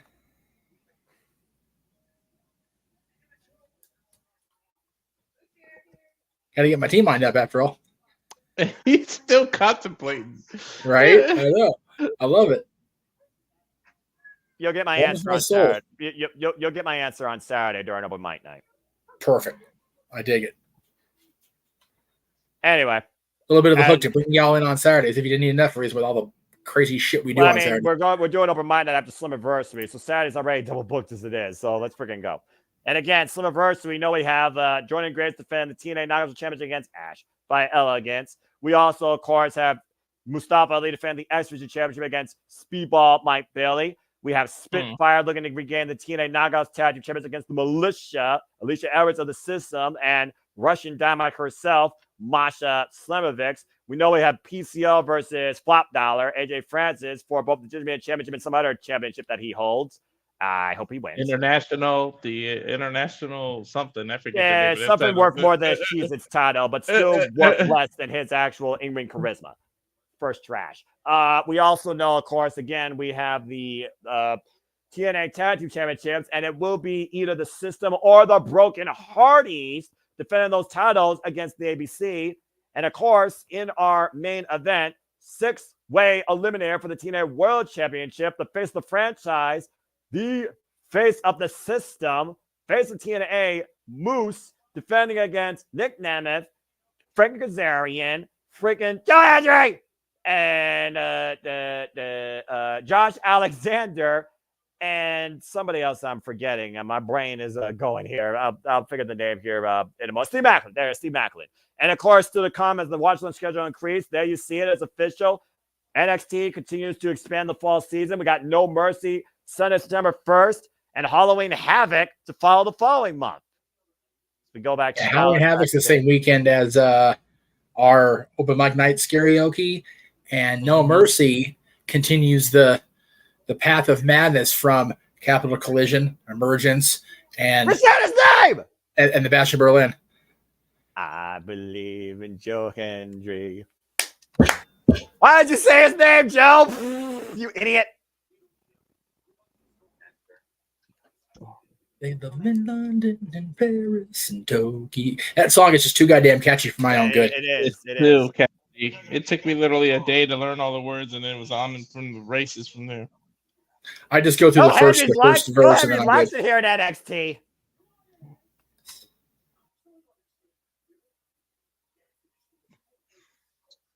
People think of Scotland. They think of Gallus. They think of Drew McIntyre. Not some Flash in the pond. I think I'm going to pause for a second. I think I'm slightly ahead of you. Okay. I just unpaused it and Joe Hendry walked away. It feels like that Joe Coffey's about to explode if they say his name one more time, but it sounds like we have not seen the last of Joe Hendry in NXT. He likes it here, apparently. As we get ready for women's action here, as we get back inside the arena, Izzy Dame coming off a great chance match against Jordan Grace, open challenge for the TNA Knockouts Championship, showing the damage of that battle with the kineso tape on the left shoulder, taking on apparently somebody with an obsession with her as of late. Oh, my word. Tatum? What the fuck? Tatum Patsy looking up. I'm not even going to go there. Tatum scares me a little. I did crazy chicks, but Tatum might be a little too crazy for me. Shout out to Daphne, by the way. And Bill Ray's underway here. And again, Tatum Paxley right now holding up Izzy Dame, reverse tarantula here. JJ said it before you came on the air that he would love to see Tatum and Wendy Chu together as a tag. Wow! Springboard missile drop kick from the second rope coming in, and Tim Paxley again with this weird obsession as of late with Izzy Dame, as well as pursuing her own piece of gold. Cross body to the torso. Oh, catching her around with a kick. Paxley into the cover, gets a 2 count here, and Izzy Dame completely thrown off her game. I would be thrown off too. It's kind of like giving me the Trish Stratus, Mickie James vibes when she was her stalker. Ooh! And again, though, the power of Izzy Dame, though, finally coming into play here, countering countering Tatum Paxley's mind games. Great backbreaker over the knee. Izzy Dame, one of the tallest competitors, by the way, in the women's division in NXT. Prior to the NIL program, no wrestling experience before coming to NXT. Drops the elbow across the spine of Tatum Paxley. Hook of the leg. That's a 2 count. And both of these women, of course, literally have previously faced Jordan Grace for the TNA Knockouts World Championship. And, of course, we talked about before the growth, the evolution of the NXT women's division, Walter. We talk about Izzy Dame. We talk about Tatum Paxley. We talk about Thea Hill. All three of these women are not what they used to be. Izzy Dame, formerly the business partner of Kiana James, who, of course, now is a part of Monday Night Raw. Monday Night Raw. Tatum Paxley, the former best friend of Lyra Valkyra, but, of course, showing her true dark intentions. And right now, picking the ankles and wrapping Tatum Paxley around the ring post like a horseshoe, stretching the vertebrae. And she took every one of those 4 seconds. You get to the count of 5, she took them. I mean, again, you use the ring to your advantage. Again, if you're going to try and overcome somebody's mind games, you use power against them. Break the body. Great backbreaker again over the knee for the cover. Gets a 2 count again. Again, the depth of this women's division, I have to talk about again. So much depth here, so much potential. Looking for a submission here. In America. A backbreaker here right now over the right shoulder, wrenching again the compromised back up Tatum Paxley with the chin lock. And there's Wendy too. Speaking of her, Wendy too as of late been also stalking the NXT women's division as a source, but also might literally be looking for her own friend with Tatum Paxley. That almost looked like a vertical torture rack, like a set of horizontal. Picking the ankle and a dragon screw leg whip. Nice one too. Once again, attacking the left knee. Tatum Paxley, though, and blocks the clothesline. Step up in Zachary, brings his Dame down to a knee. Dan Passy firmly controlling. Hey, face buster over the knee. To the knee. Ouch. Split leg, elbow drop, cover, deep under the leg, 2 counts. Here fall. And since Wendy Chu has come inside the NXT arena, it's been all 10 packs. Now looking for a pump handle driver. Eats a spinning back leg kick. Cover by Izzy Dame, 2 count. Tatum Paxton reminds me of Wednesday from Addams Family. But what does Wendy Chu remind you of? But it looks like she's literally sleeping with her eyes open. I don't know. It looks like PCO's lost little sister. Oh, no. Izzy Dame's left shoulder already compromised into the ring post. And Izzy Dame right now, look at the fault. What is this? Oh, nice. Tatum Paxley with a cycle revolution. What does she call that? Win. I'm not even sure what you call that. Almost a reverse lightning spiral. I'm sure she has a twisted name for that. Call it a win. That was, call it a victory. That's a nice move. Unique and different. I don't think I've ever seen that. It's almost a reverse lightning spiral there. Literally just turning Izzy Dame up and over. Hook of the leg, and that's it. Hook of the near leg. And this unique connection that's developed as of late with Wendy Chu and Tatum Paxley. Chu and Paxley, huh? She giving her a Barbie doll? I think we're just completing the connection here for something very dark, Walter. I think JJ might have gotten his wish. And I think Tatum Paxley may have just found a new friend. NXT, you might have more than one nightmare on your hands. Uh-oh. That's what chase you in the back. And Thea Hill right now being... Uh-oh. Chase, you meet up backstage here. Don't let me just stop you. It's just the biggest night of my life, and you guys are over here lollygagging. That's basically what he said.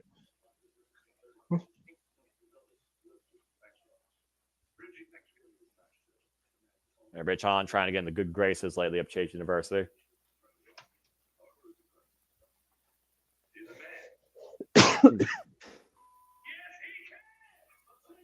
Yep. No. So you're the man, and some editing in there. Well, I mean, again, you can't say the F word here on USA. As we go back inside the NXT arena for women's action here, Lola Vice, who said, looks like she found her next fight. Mamacita! Oh, good grief, Walter.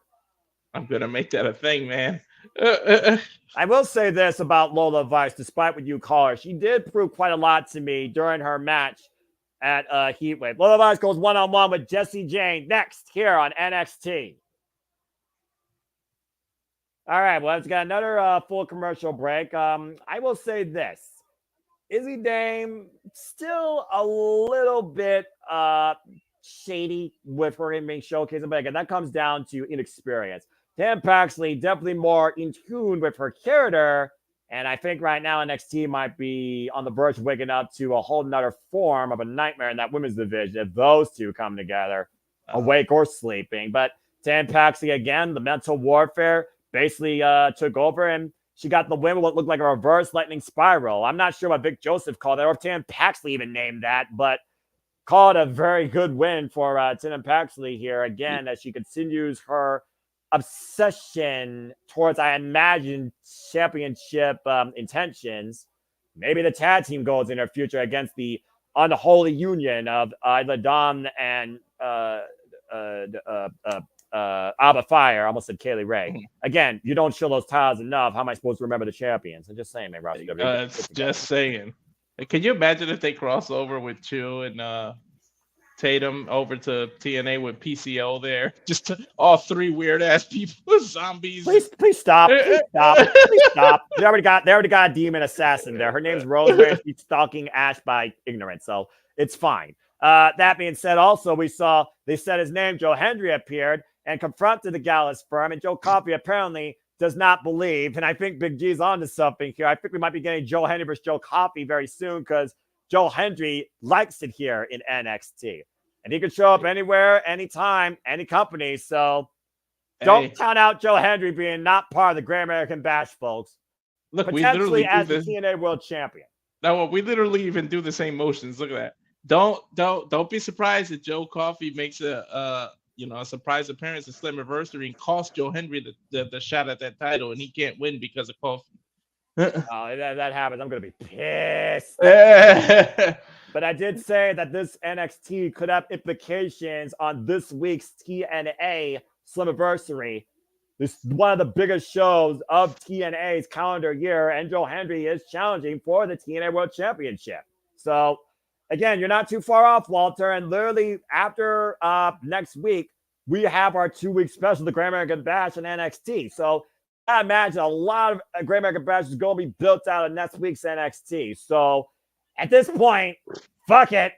If they're going to super chat it and you want to make it official, folks, good luck. We'll see what happens next week. We've already got a full week ahead this week. Dadgummit. I'm saying you never know if Coffey cost Joe Hendry that title. If he cost him the match, and then you build Joe Hendry versus Coffey for Great American Bash, so it all lines up. Yeah, well, we'll see what happens next week on NXT from YouTube. I don't know if we're going to cover next week's NXT. All right, that was official yet. So, yeah, gummit. Nothing's official till the man on the marquee says so. That is a. We left it up to you last week because of your scheduling and availability. If you want to keep calling NXT until we hit the Great American Bash, or have it watch along until the Great American Bash, that's entirely up to you, sir. That means another week of you and Walter on the call next week, because of course for the Great American Bash we'll have JJ for those 2 weeks. Okay, yeah. I'm not Cody Deaner, but it's a commercial break, and I'm the voice of the people, right? So I'm not the voice of the people. This is true. I'll let it be the multiverse choice. So let your voices be known. Do you want Super Reliable to cover NXT again next week ahead of Great American Bash? Yay or nay? There you go. And we'll tally it up by the end of the show. Is that Cedric Alexander in the back there? I think so. Yes. Leave your comments, folks. Let the simple man know you want Simply Reliable for next week's NXT. As we go backstage with the TikTok rejects. That's Ashante the Adonis, by the way, I believe. Mm-hmm. There's one vote for yes. There you go. That's Mrs. Trick Williams back there. Yes. Or Metz. Uh-oh. Yeah, or Metza. What was that? That was me.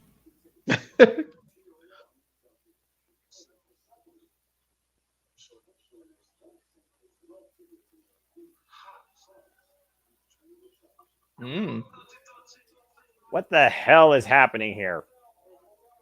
This is straight up like college drama nonsense. This is what drives me away. What is this whole relationship thing in WWE? Like, this is why WWE still is the weakest of interest to me on a regular weekly basis outside PLDs. Anyway, we go back into wrestling, which actually fucking matters to me. We go back inside the NXT arena. The newcomers, I guess, are making themselves welcome in the most stupid way possible. Go effing figure. Anyway, Jessie Jane now in singles action alongside Jasmine Nix, looking to make Lola Vice look grotesque. If you know, folks. Of course, endorsed by Cody Rhodes with that mask. But we saw last week Tuesday, Walter. It was Carmen Petrovic with a great win, but Fallon Henry says, if you guys are going to make an example of all these rookies, take notice. It started a new faction here. Tuesday, so Ruka took Fallon Henry on one-on-one, and the match got thrown out because of Jessie Jane and Jasmine Nix and that ridiculous Pele kick. And it looks like we have a new alliance formed here in NXT. Yeah, maybe a toxic trio. Yeah, I was gonna say like a new version of Toxic Attraction. Just I don't know. We'll see what these trios call themselves. Well, I mean, at this point, again, if you're trying to make a name for yourself, there's strength in numbers. Jessie Jane's been trying to make a name for herself ever since the fall of Toxic Attraction, putting that boot to the face of Gigi Dolan, who's out injured, by the way. And Jasmine Nix, one of the newest people on the scene right here. And Lola Vice again, traded over from MMA. And of course, Lola Vice has garnered a lot of favor with the NXT universe with her story and latest performance against Roxanne Perez, looking to knock Jessie Jane out. But remember, Mamacita's hand is still compromised. And you wonder if Jessie Jane will exploit that. And does it also render Lola Vice's best weapon weaker against her? Yeah, can she have the same impact if she does the spinning back fist with the other fist? Wait, again, you see Jessie Jane trying to show off here. Probably not a wise idea. They were taken down there by Lola Vice. And again, also after last week's actions, you wonder if Soruka might come to Lola Vice's aid or look for her own bit of revenge. Found Henry nowhere to be found either for the time being. Lola's hand is heavily taped. Let's roll through, missing wildly with the kick. Caught with a thrust kick, though, by Jessie Jane. Right, and there you go. That answers the question of whether she can take advantage of that. And to your point, stop with the hand again. Look at this thrust kick, though. The side of the head just rocking Lola Vice here. And, of course, Jasmine Nix taking underneath the learning tree of Jessie Jane here. Probably the most beautiful Pele kick I've seen to win her matches. Carmen Petrovic, of course, knows exactly what that feels like. Slamming Lola's hand against the mat. And, of course, we saw a couple fingers here. And you also got to consider not just her hand, even though we see the tape on her compromised right hand, but what's the condition of Lola Vice's back after all those impacts with the code reds, those pop rocks? Again, it took five pop rocks, including one on the announce table, for Roxanne Perez to put Lola Vice down. A little bit of overkill, if you ask me. Yeah, it was a little bit of overkill, but she had to put out all the stops to beat Mamacita, so she had to do what she had to do. About she has the fastest fists, the fastest, most lethal kicks, and teeing off right now against Jessie Jane. Lightning offense here by Lola Vice. Beautiful axe kick there to the back. Yeah. Almost like an axe stop. Lola Vice might be looking to back it up. Hip attack in the corner. I'm a little jealous. And cover, hook of the leg. It's a 2 count. Both of these women jockeying for a potential challenging for the NXT Women's or the NXT North American Championship. As Kalani Jordan said earlier, after one challenge is done, another challenge awaits. Pump kick by Jessie Jane rocks Lola Vice down to her knees. You know, we talk about Mamacita having a target on her hand. Oh, she gets a spinning back fist! It is all over! Just like that! Spinning back fist knockout! Yeah, but how smart was that Noah to hit that against a mask? It doesn't matter. It's how quick Lola Vice come in. Wait a minute! I found Henry from behind. Henry. Come on, seriously. Now, does Lola have any friends? Well, I talked about it earlier, right? Attacking post bell, trying to make a statement. The numbers are not in Lola Vice's favor here. It's 3-on-1. No, Mamacita's getting dominated right now. And wait a minute. Here comes Soruka! 2 other victims of this toxic trio. Oh, man. What a roundhouse. Mamacita's got backup. A super kick right there by Lola Vice. And right now, Soruka Petrovic coming to the aid of Lola Vice against a common foe, neutralizing Jessie Jane, Jasmine Nix, and Found Henry. The double super kick by Soruka and Petrovic here. Things heating up here in the NXT Women's Division. Trios turmoil here. Lola's still nursing that hand, though. That's a big target on her for people to target. Well, I mean, hey, what do you do against a terrible trio? You create a better, terrific trio. Lola Vice with some backup here tonight. We go backstage. To some craziness here.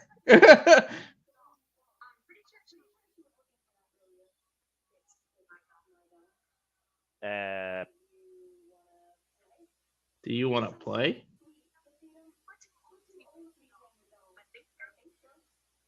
I don't think Kalani Jordan realized what Tam Paxley meant. Yeah. Uh-oh. I think she just picked up one that's supposed to represent Kalani Jordan. I think we know who's coming after Kalani Jordan next for the NXT North American Women's Championship. As the sun rises here inside the arena, it's time for 6-person mixed tag team action. The OTM, Bronco Nima, Jaida Parker, and Lucien Price taking on the Good Brothers and Michin. I don't know. I'm just a fan of Jaida, not the whole OTM. Well, we'll see if this team truly can come out of the mud and into the sun. OTM in 6-person mixed tag team action next on NXT. All right, let's go ahead and see what's happening here. Yay, see. Well, fuck me. I'm a man of the people. All right, Jeff, make it official. Next week, we'll be back here, folks. Semi Reliable will be covering NXT once again ahead of the Great American Bash. You got it. I told you people were gonna like Simply Reliable. No, They like it too much, in my opinion. But happy to serve. My phone's having more issues than I was counting on, so I won't have the graphics for tonight, but we'll definitely have them throughout the day tomorrow. All right. Well, You're putting like crazy about the Disney stream, so. Yeah, right. Well, we got a full commercial break here. Just to recap on what happened there. We saw Jessie Jane get knocked the fuck out by Lola Vice, at least for the 3 count, but was able to get up to your point, Walter. Damage done probably further to the right hand. And Lola Vice now apparently has gotten some respect and got some backup against this terrible trio. Now we have the terrific trio of Soruka, Kamen Petrovic, and Lola Vice, 3 men with their own unique backgrounds when it comes to athletics and sports. Taking on the trio now up to the Jasmine Nix, Jessie Jane, and Fallon Henry. I imagine we're going to get 6 women trios action soon to come, probably under extreme circumstances. I think the Grand American Bash, all fireworks are going to be let off. Yeah. And it looks like also Tatum Paxley found somebody else to play with. And it might involve the NXT Women's North American Championship. I think we just found out her next opponent. Yep. Yeah, it wouldn't surprise me. Again, with 2 weeks of Grand American Bash, I consider all the titles are going to be on the line across the 2-week special. It only makes sense. Well, as we got another commercial break here, again, folks, hope you are enjoying our coverage of NXT, and hopefully it actually brings you more fun, entertainment, and maybe, more worthwhile commentary to hear than what you hear on screen. Again, though, fuck television. But if you're enjoying this, please like, subscribe, comment, tell a friend. Hope you enjoy everything. Again, Wednesday, before we cover AW Dynamite 250, we take a tour down memory lane, the retro variety with Disney. Road to 70th begins. We also have top 10 all-time attractions and throwback to Disney karaoke night, open mic night last year. So stay tuned for more on that. And again, that is just the first part of your Wednesday as we'll shift into the Greg Cherry Show. As always, Wednesday, 7 p.m. Eastern Standard Time. 4 p.m. Pacific. And then following that will be our coverage of AEW Dynamite 250. We now know it will be Mercedes Moné defending the TBS Championship against Nyla Rose. It'll be Swerve Strickland, the AEW World Champion versus Kazuchika Okada. Champion versus champion. No titles on the line, but I think a lot more is on the line than meets the eye if you know what's ahead in AEW. Just saying. I can't and believe also, Dynamite is the 250. Right. And also will be Will Ospreay defending the AEW International Championship against everyone's favorite scumbag, Maxwell Jacob Friedman, MJF. And we will also hear from the winner of the Women's Owen Hart Foundation Tournament, Evil Glamour herself, Mariah May, in accordance to her actions done against timeless Toni Storm. And so much more ahead on AEW Dynamite 250. And of course, we also have, as we continue to roll through this week, Luck of the Draw is back, hosted by Greg Cherry. You can find it on the Greg Cherry brand, 7 p.m. Eastern Standard Time, 4 p.m. Pacific. And of course, we will shift gears following that into our coverage from NXT on Tuesdays to the show that rules Thursdays. TNA Impact, the Go Home Slammiversary will be covered here, 8 p.m. Eastern Standard Time, 5 p.m. Pacific. Of course, we'll be using the Insider variation, commercial-free 90 minutes. That's 8:30 to 10 p.m. Eastern Standard Time. And shortly following that, we will be once again, I'll be moderating our edition of City Predicting as we predict Slammiversary, Thursday, July 18, 10:30 p.m. Eastern Standard Time. That's shortly following TNA Impact. You can stay tuned for the forum immediately following that panel's conclusion. And of course, our Watch Along event schedule continues with a break on Friday into Saturday with a double feature. We'll be covering TNA Slammiversary here Saturday, July 20th, 6 p.m. Eastern Standard Time, 3 p.m. Pacific. As we're back here on NXT, following course Slammiversary will be Open Mic Night, Post-Slammiversary edition. The usual Saturday shenanigans. And yeah, that closes out the entire week. And it looks like even Paige might be looking to leave tonight. Oh. What about what? I say, or pinning him for 3 seconds. Mm-hmm.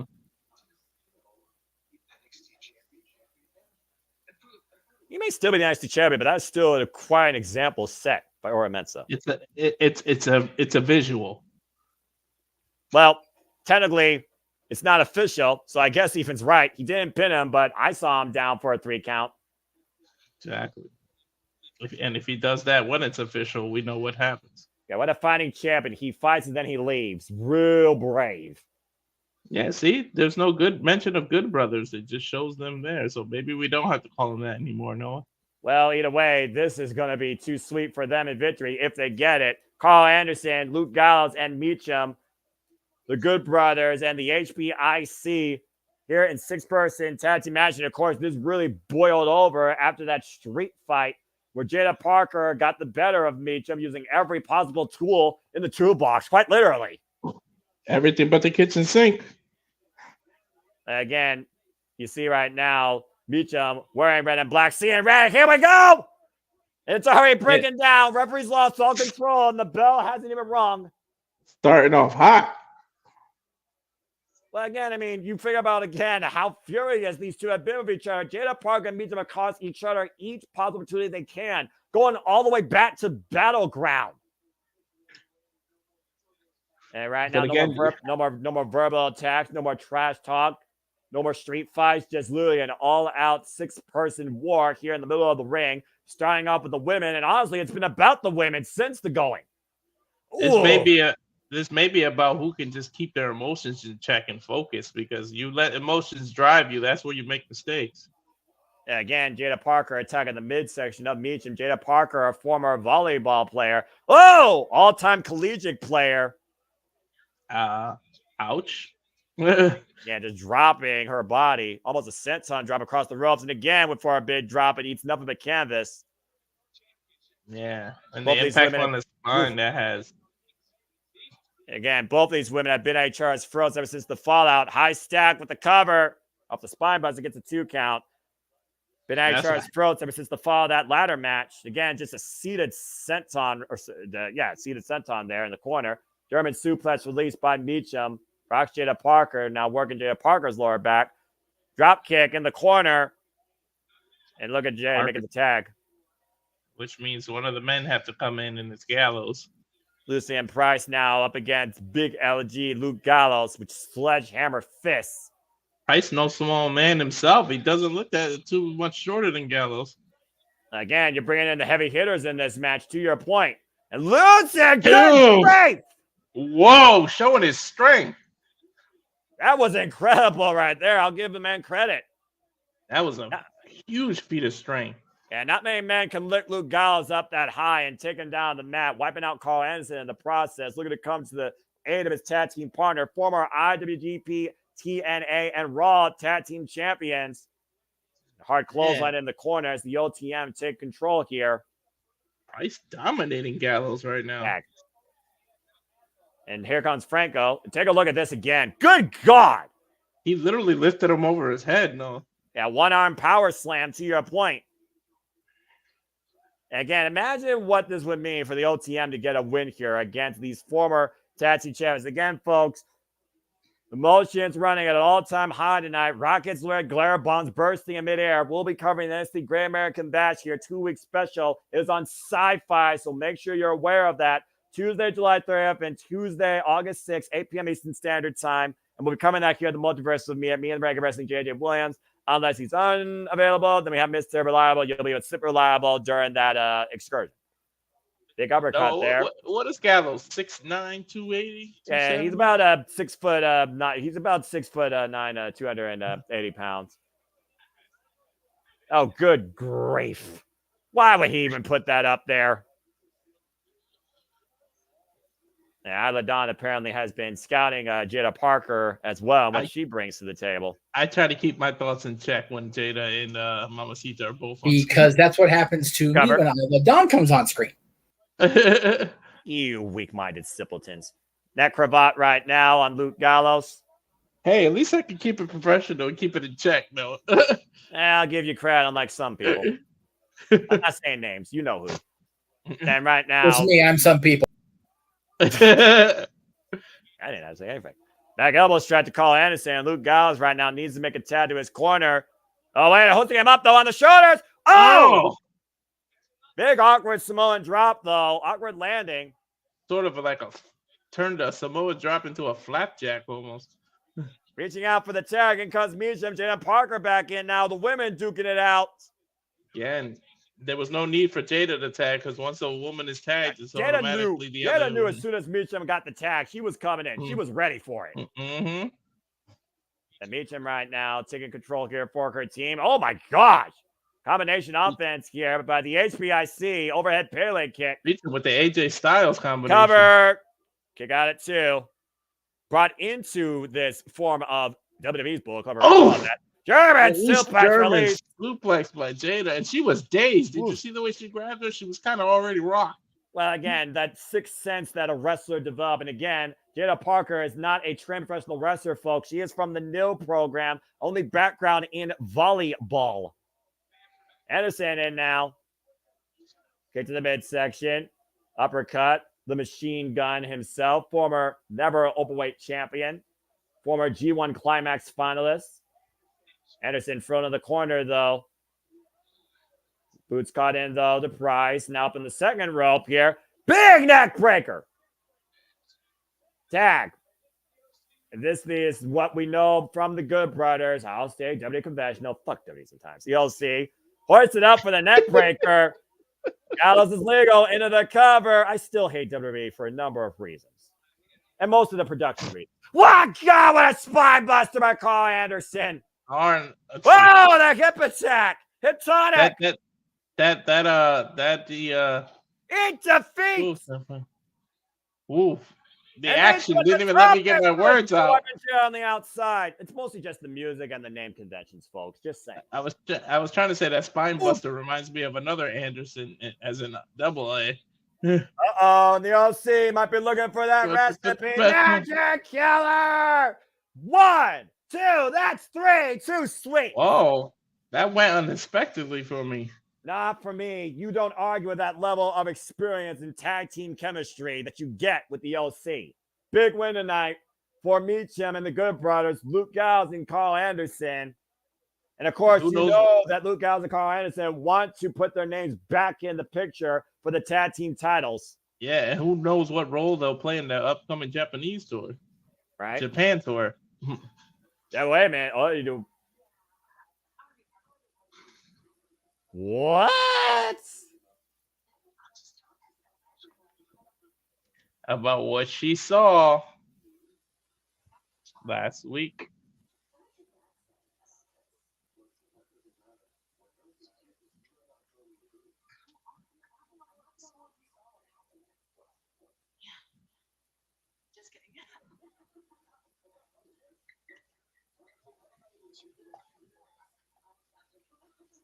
Yeah, they're right now trying to lobby for position here.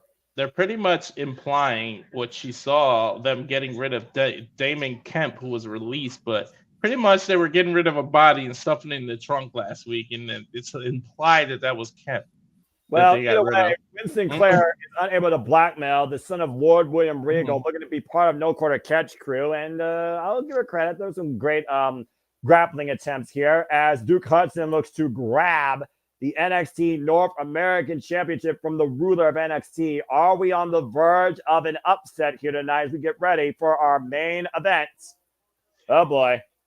A bad mother time here on NXT. For the NXT North American Championship and the MVP of Chase University here. You know, you're not that far from enrolling there, Noah.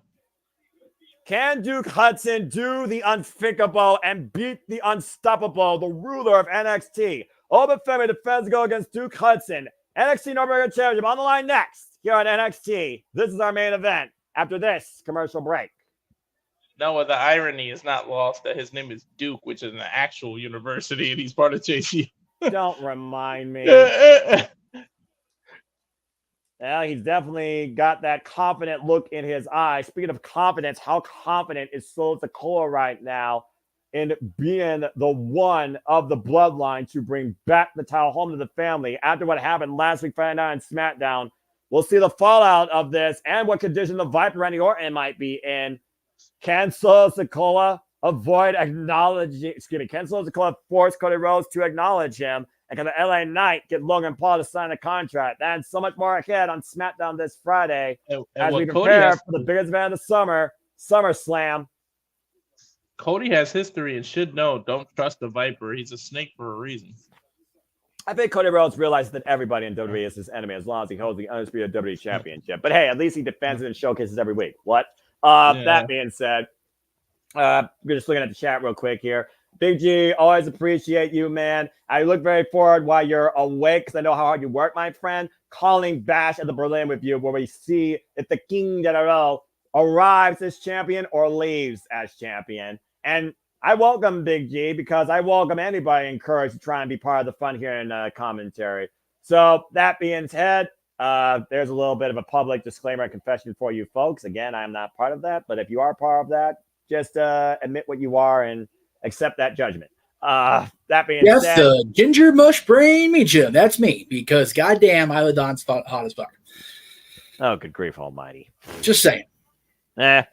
Anyway, JJ apparently likes Soruka a lot as well. I like her positive demeanor and definitely her tumbling background with that unique over-the-top cutter off the second rope, that springboard backflip cutter, the Soul Snatcher. Very unique move. I just hope that, again, we don't find a botch situation where she compromises herself or her opponent in the process. Because, again, that move is very, very unique but needs flawless execution. Really? And Jeff, looks like Kate Rare echoes your sentiment about Oba. Again, the bad motherfucker. Bad motherfucker coming out soon, brothers. And again, the most unstoppable force in NXT that I've ever seen since Asuka and her NXT Women's Championship run. That's valid. If I'm being perfectly honest here. And again, if you all want to dictate the conversation with questions, super chat, it is as simple as that, especially if it's off topic. Considering, again, tonight we're covering NXT, and then we have AEW and TNA through the rest of the week. And again, let it be known, folks, reliable. We'll be back here next week to give you the coverage again for NXT. I don't know this is going to become a weekly thing, all right? So don't get your hopes up. You must hate me, though. What did I start last week, Jeff? I don't know what you started, dude. You gave me a freaking business purpose now, it seems, on Tuesday nights when I usually sleep. Literally all the damn wrestling. Yeah, right? I started a monster, Jeff. Quite literally all we the got damn NXT wrestling. and TNA in the same way. We got NXT next week. The hell's happening here? Golly. What the hell's going to happen in 2025? Netflix coverage of Raw? We is a gonna die. That's what's going to happen. What am I becoming here? Wrestling days? I still couldn't Sunday, believe Monday, wrestling days. I still couldn't believe they let the crowd get away with you effed up chants last night on USA. So imagine what they'll do on Netflix. I mean, considering they're going to be unscripted and uncensored, sky's the limit. Anyway, again, we're still on the full commercial break here, folks. But thank you for tuning in to this NXT TV keyword standard TV coverage. Hope you've all enjoyed. If you have, thank you again. Please leave a comment, tell a friend. We'll be back here next week to do it again as we prepare for our main event. A lot of simple developments here tonight on NXT. Figuring about who's going to challenge for the NXT Championship, NXT Women's Championship, and the NXT Women's North American Championship. Not much to say about the tag team titles yet as we get ready here for our main event. And again, Jeff, you see the graphic here. The summer tradition's back once again before the hottest month of the year. And before everyone goes back to school, NXT brings the Great American Bash for you for 2 weeks, folks. That's July 30th and August 6th, 8 p.m. Eastern Standard Time on Sci-Fi due to USA hosting the Olympics. So stay tuned for more on that. Bash. The event where King Booker won that title. I remember that. King Booker. As we go back here to NXT, it looks like Eddie Thorpe is hosting a party in Lexus King right now, trying to apparently be his own DJ here. And oh boy, oh no. Well, Lexus King shouldn't be starting beats. He doesn't have the greatest Lexus King probably blames Eddie Thorpe for costing him the Heritage Cup as we saw last week. And due to that fallout, can't believe I'm doing this. Next week on NXT, it will be Eddie Thorpe versus Lexus King. Lexus King looking for a bit of revenge against the DJ himself, looking to drop more than a needle on him. And also, after what we saw here earlier tonight, it will be Ashante Adonis making his NXT return debut against Ora Mensah. One-on-one action next week, Tuesday night, live on USA, 8 p.m. Eastern Standard Time. And more to come. Can you imagine if Joe Henry shows up 3 weeks in a row just because Simply Reliable? Don't say his name. 3 weeks in a row. Well, right now I know somebody who's about to show up here And that's the ruler of NXT. The North American champion, undefeated, unpinned, unsubmitted, breakout star of the year. The big bad motherfucker. These are what the three pigs were afraid of. The big bad. Yeah, this Nigerian giant, this anomaly. Can anybody at this point overthrow the ruler of NXT? I don't know. I think a certain champion in TNA might show up, man. Well, we'll see about that, but that's still to come, Walter. Again, we've seen this guy tested for endurance and tested for strength. As we get ready, folks, this is our main event for the NXT North American Championship. The ruler, Femi, who simply says, no matter what the situation, the result remains the same. And I have a feeling that's going to remain the same here tonight. As we get ready here for our main event, let's go down to Mike Rome for the introductions. Femi's the real Nigerian nightmare. Yeah, right? He is not going to survive long. Mm-hmm. Oh, boy. Well, nice knowing you, Duke Hudson. Right? You'll probably stay at the casino. Representing Chase University, bleh. Duke Hudson, 6'5", 260 pounds. Finishing move, the childhood dream, also known as the Stratosphere. Can this dream come true tonight for Chase U's MVP? And meanwhile, you have the champion, Femi, 6'6", 310 pounds, who's looking to send Duke Hudson down with a fall from grace powerbomb. There's only a 1-inch difference, but Oba just looks like he's so much bigger. Yeah, but again, you figure about the weight differential here. Clearly, the power game in favor of Femi. NXT North American Championship match.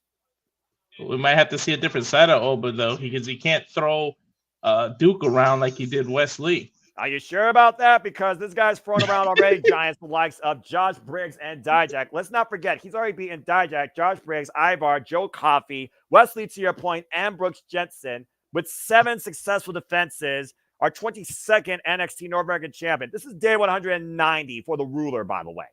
Well, we start with the age-old collar and elbow tie up here. Test your might. And notice, I will say this, though. Duke Hudson was in a war against the NXT Tag Team Champions at Heatwave. Chase U a split second away from regaining the tag team titles. And Duke Hudson is showing no signs of fatigue, no signs of damage. Femi has kinesio tape on that right shoulder. As we get in some shoulder block checks to see who can take someone down. Yeah, big back elbow strike underneath the jaw, though, just stopped that offense. In the side headlock now by Femi. Chase U in the corner of the MVP in full here tonight. Riley Osborne, Pia Hale, and Ridge Holland. And I do wonder again, Walter, Ridge Holland was in the corner of Chase U at the Heatwave. Could Chase U maybe have came out with the NXT Tag Team Championships? It's possible. Rich Holland is just trying to prove himself here. Ooh. Trying to earn his scholarship as to why he's in there. I don't even know how he enrolled and why he did that. Irish Whip and Femi right now taking Duke Hudson down. I think Duke needs a break. I thought he rolled from under the rope, but he just backed into the corner. At this point, what game plan do you do against this guy? Again, Tyler Ganoli, Jensen hands via pinfall submission inside the ring. And again, how do you beat the unbeatable, it seems? I don't think there is a game plan. You just swing. You just swing and hope for the best. Pretty much. Duke Hudson right now looking to man up and take him via over to T. Harris. That's a big man doing that. And Duke Hudson right now going to do this on his own. Big shoulder block takes down the ruler. Get to the midsection. DDT. Femi run for the moment. He's going to have to put out all the stops. Clothesline takes Femi up and over to the floor. And Duke Hudson right now with the momentum in the early going. He's got him down to one knee there, Noah. Can Duke Hudson do the unthinkable and become the NXT North American champion? Stay tuned. We'll keep you up to date. Wrestling Quality, picture in picture. Fuck television. Why are we going to break with 2 minutes to go in the show? I got a school meeting to get to here. What the hell? I have a feeling you're going to get an overlay here, Jeff. God damn, overruns. God, I hate this shit. Well, TV also sucks. Let's just put it out. Yeah, I guess. Knuckle lock here, going back to a different form test of strength here right now. Both men bonding for the dominant position. Duke Hudson, of course, also part of a former NXT breakout tourney. Didn't win it, though. Unlike Femi, who literally won his breakout tourney and cashed in the same night against Trey to become the NXT North American champion. Mm-hmm. Femi right now exercising his will. Bringing Duke Hudson down to a knee. The people of Chase U trying to will Duke Hudson back up to his feet. Vertical position. Oh, and then knee to the midsection. Force the break. Doesn't you think you have momentum going against Femi? He neutralizes you. Duke literally hanging over the middle rope there. And again, the ruler just exercising his will against his challenger, his latest victim, and driving his shoulders hard into the torso of Duke Hudson, knocking the wind out of him. Massive shoulder block, and that's saying something for this guy. Mm-hmm. Now looking to hoist Duke Hudson up. Again, though, you see Duke Hudson, though, with leverage right now, grounding himself and pushing Femi in the corner with the shoulder block, with shoulder blocks of his own now, trying to wear down the ruler. And that's the thing. No matter what, we have seen Femi taken to the distance. And it seems like there is no wear or fatigue on this guy. Oh, my gosh. I said it at the beginning, Duke's not a small man either. It's just a strength difference. Yeah, but again, you got to imagine the strength difference here. Femi still has more strength. Hard Irish whip, torso first, Duke Hudson in the corner, knocking the wind out of him again. And the last thing you want to do is fight Femi anywhere from but a vertical position. Ooh. Yeah, you don't want to get into fisticuffs with him either. He's pounding the Duke right now. Well, the thing is, we've seen every match of Femi be physical. No one's been able to take him down technically. And maybe that's the Achilles heel towards the ruler of NXT. Yeah, I mean, anyone big like that, you want to take off their feet.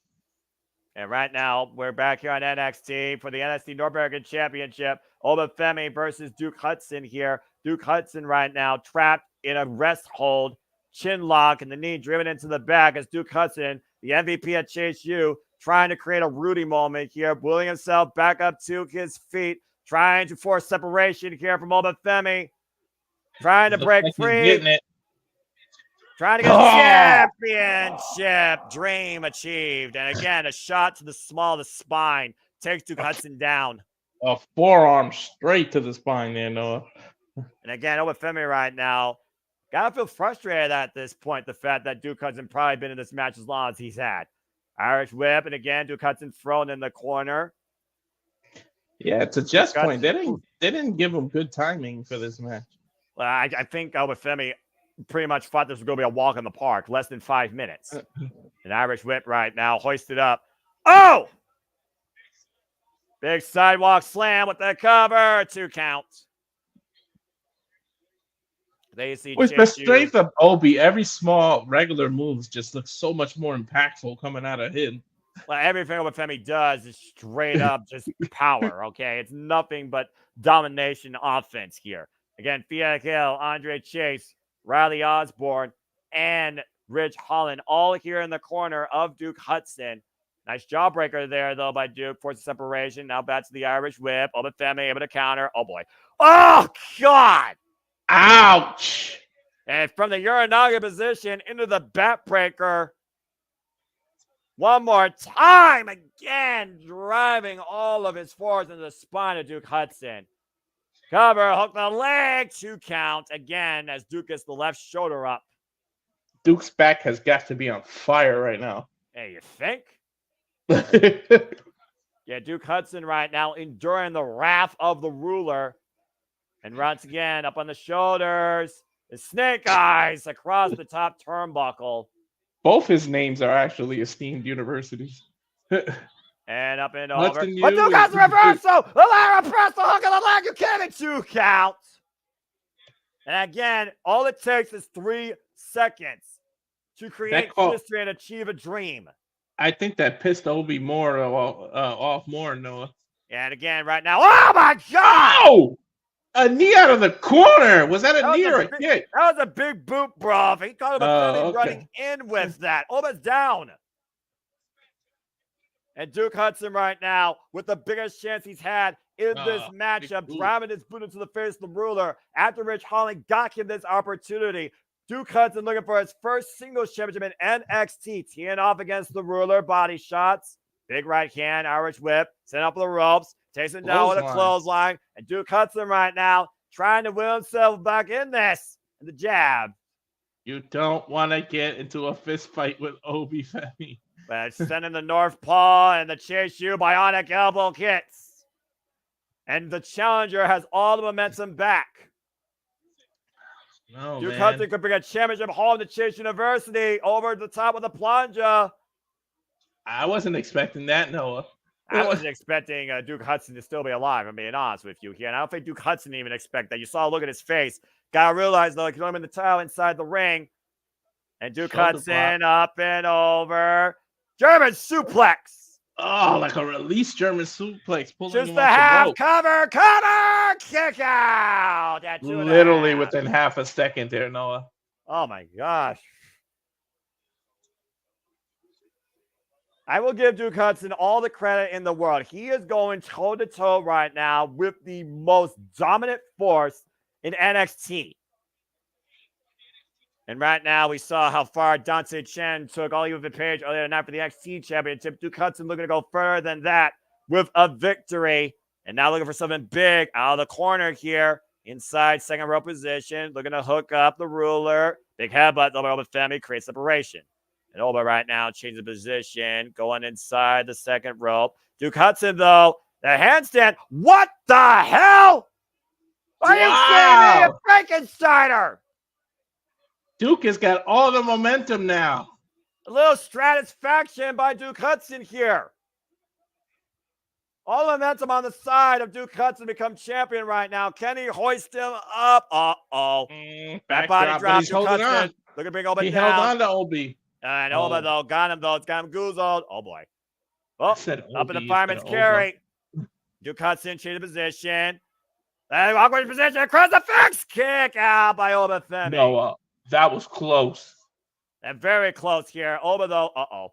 Oh, boy. God damn, what a choke slam. Never mind that. That's it. It's not over. Duke kicked out. What? This is a main event, Noah. And Chase University right now can't believe it. I can't believe it. But Femi can't believe it. Might need to stand from a fall from grace at this point. Oh, what the hell is Oba looking for here? Avalanche chokeslam? Oh, boy. Oh, this is dangerous. For both men. And Duke Hudson right now. What the hell is he looking for here? Sunset flip power bomb!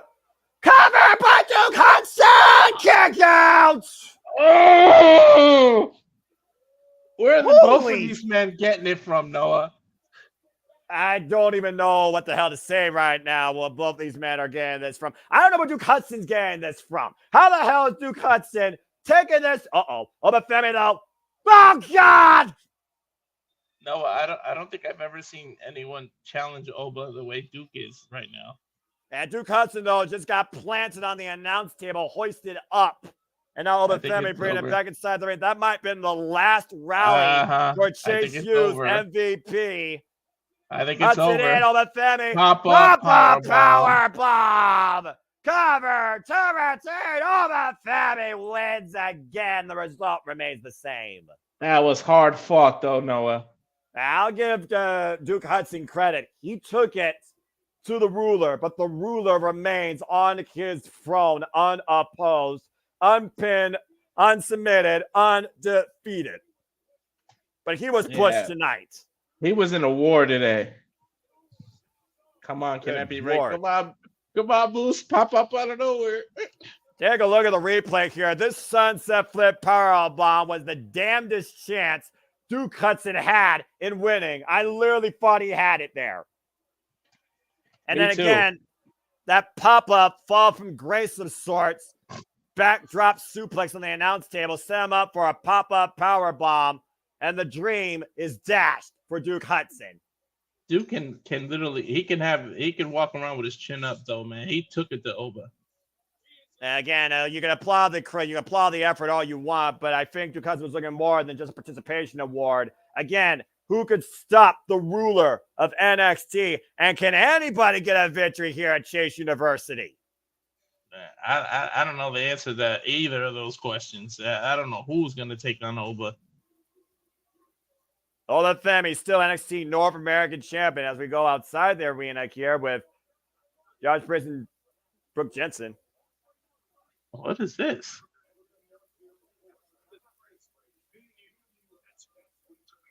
What?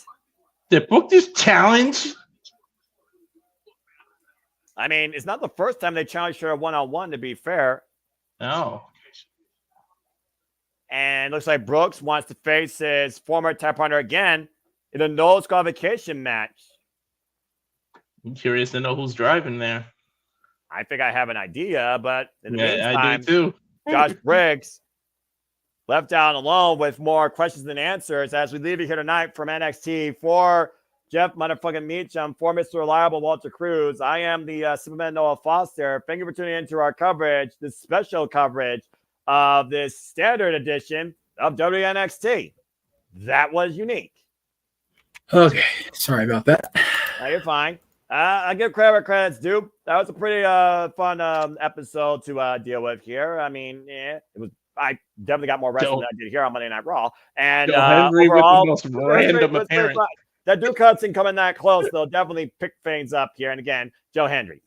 So that was good stuff. That's one watch along down. So let's go ahead and wrap this thing up. And again, folks, thank you for tuning in, your support. Hope you enjoyed. You want more of this, you're going to get more of this. We will be back next week covering NXT again, but stay tuned for all this coming tomorrow, Wednesday, here at our Multiverse of Me, as this is only the first of 4 watch-along events this week across 3 different companies. Before we go, though, I got to get Jeff. Who the hell you think can actually beat Oba? Femi? Yeah, nobody. Nobody. Accurate. He's bad motherfucker. Like I said, man, I don't say it just because I sound like Sam Jackson saying it. He's a bad motherfucker. If you watch Marigold, there's a developing female bad motherfucker there called Bullzilla that I would like. Oh yeah. Oh yes. Perez. Oba may end up being a double champ and getting that NXT title. Honestly, it wouldn't surprise me at all one bit. And he can hold both down clearly based on what we're seeing here. I think the possibilities with him is limitless. Yes.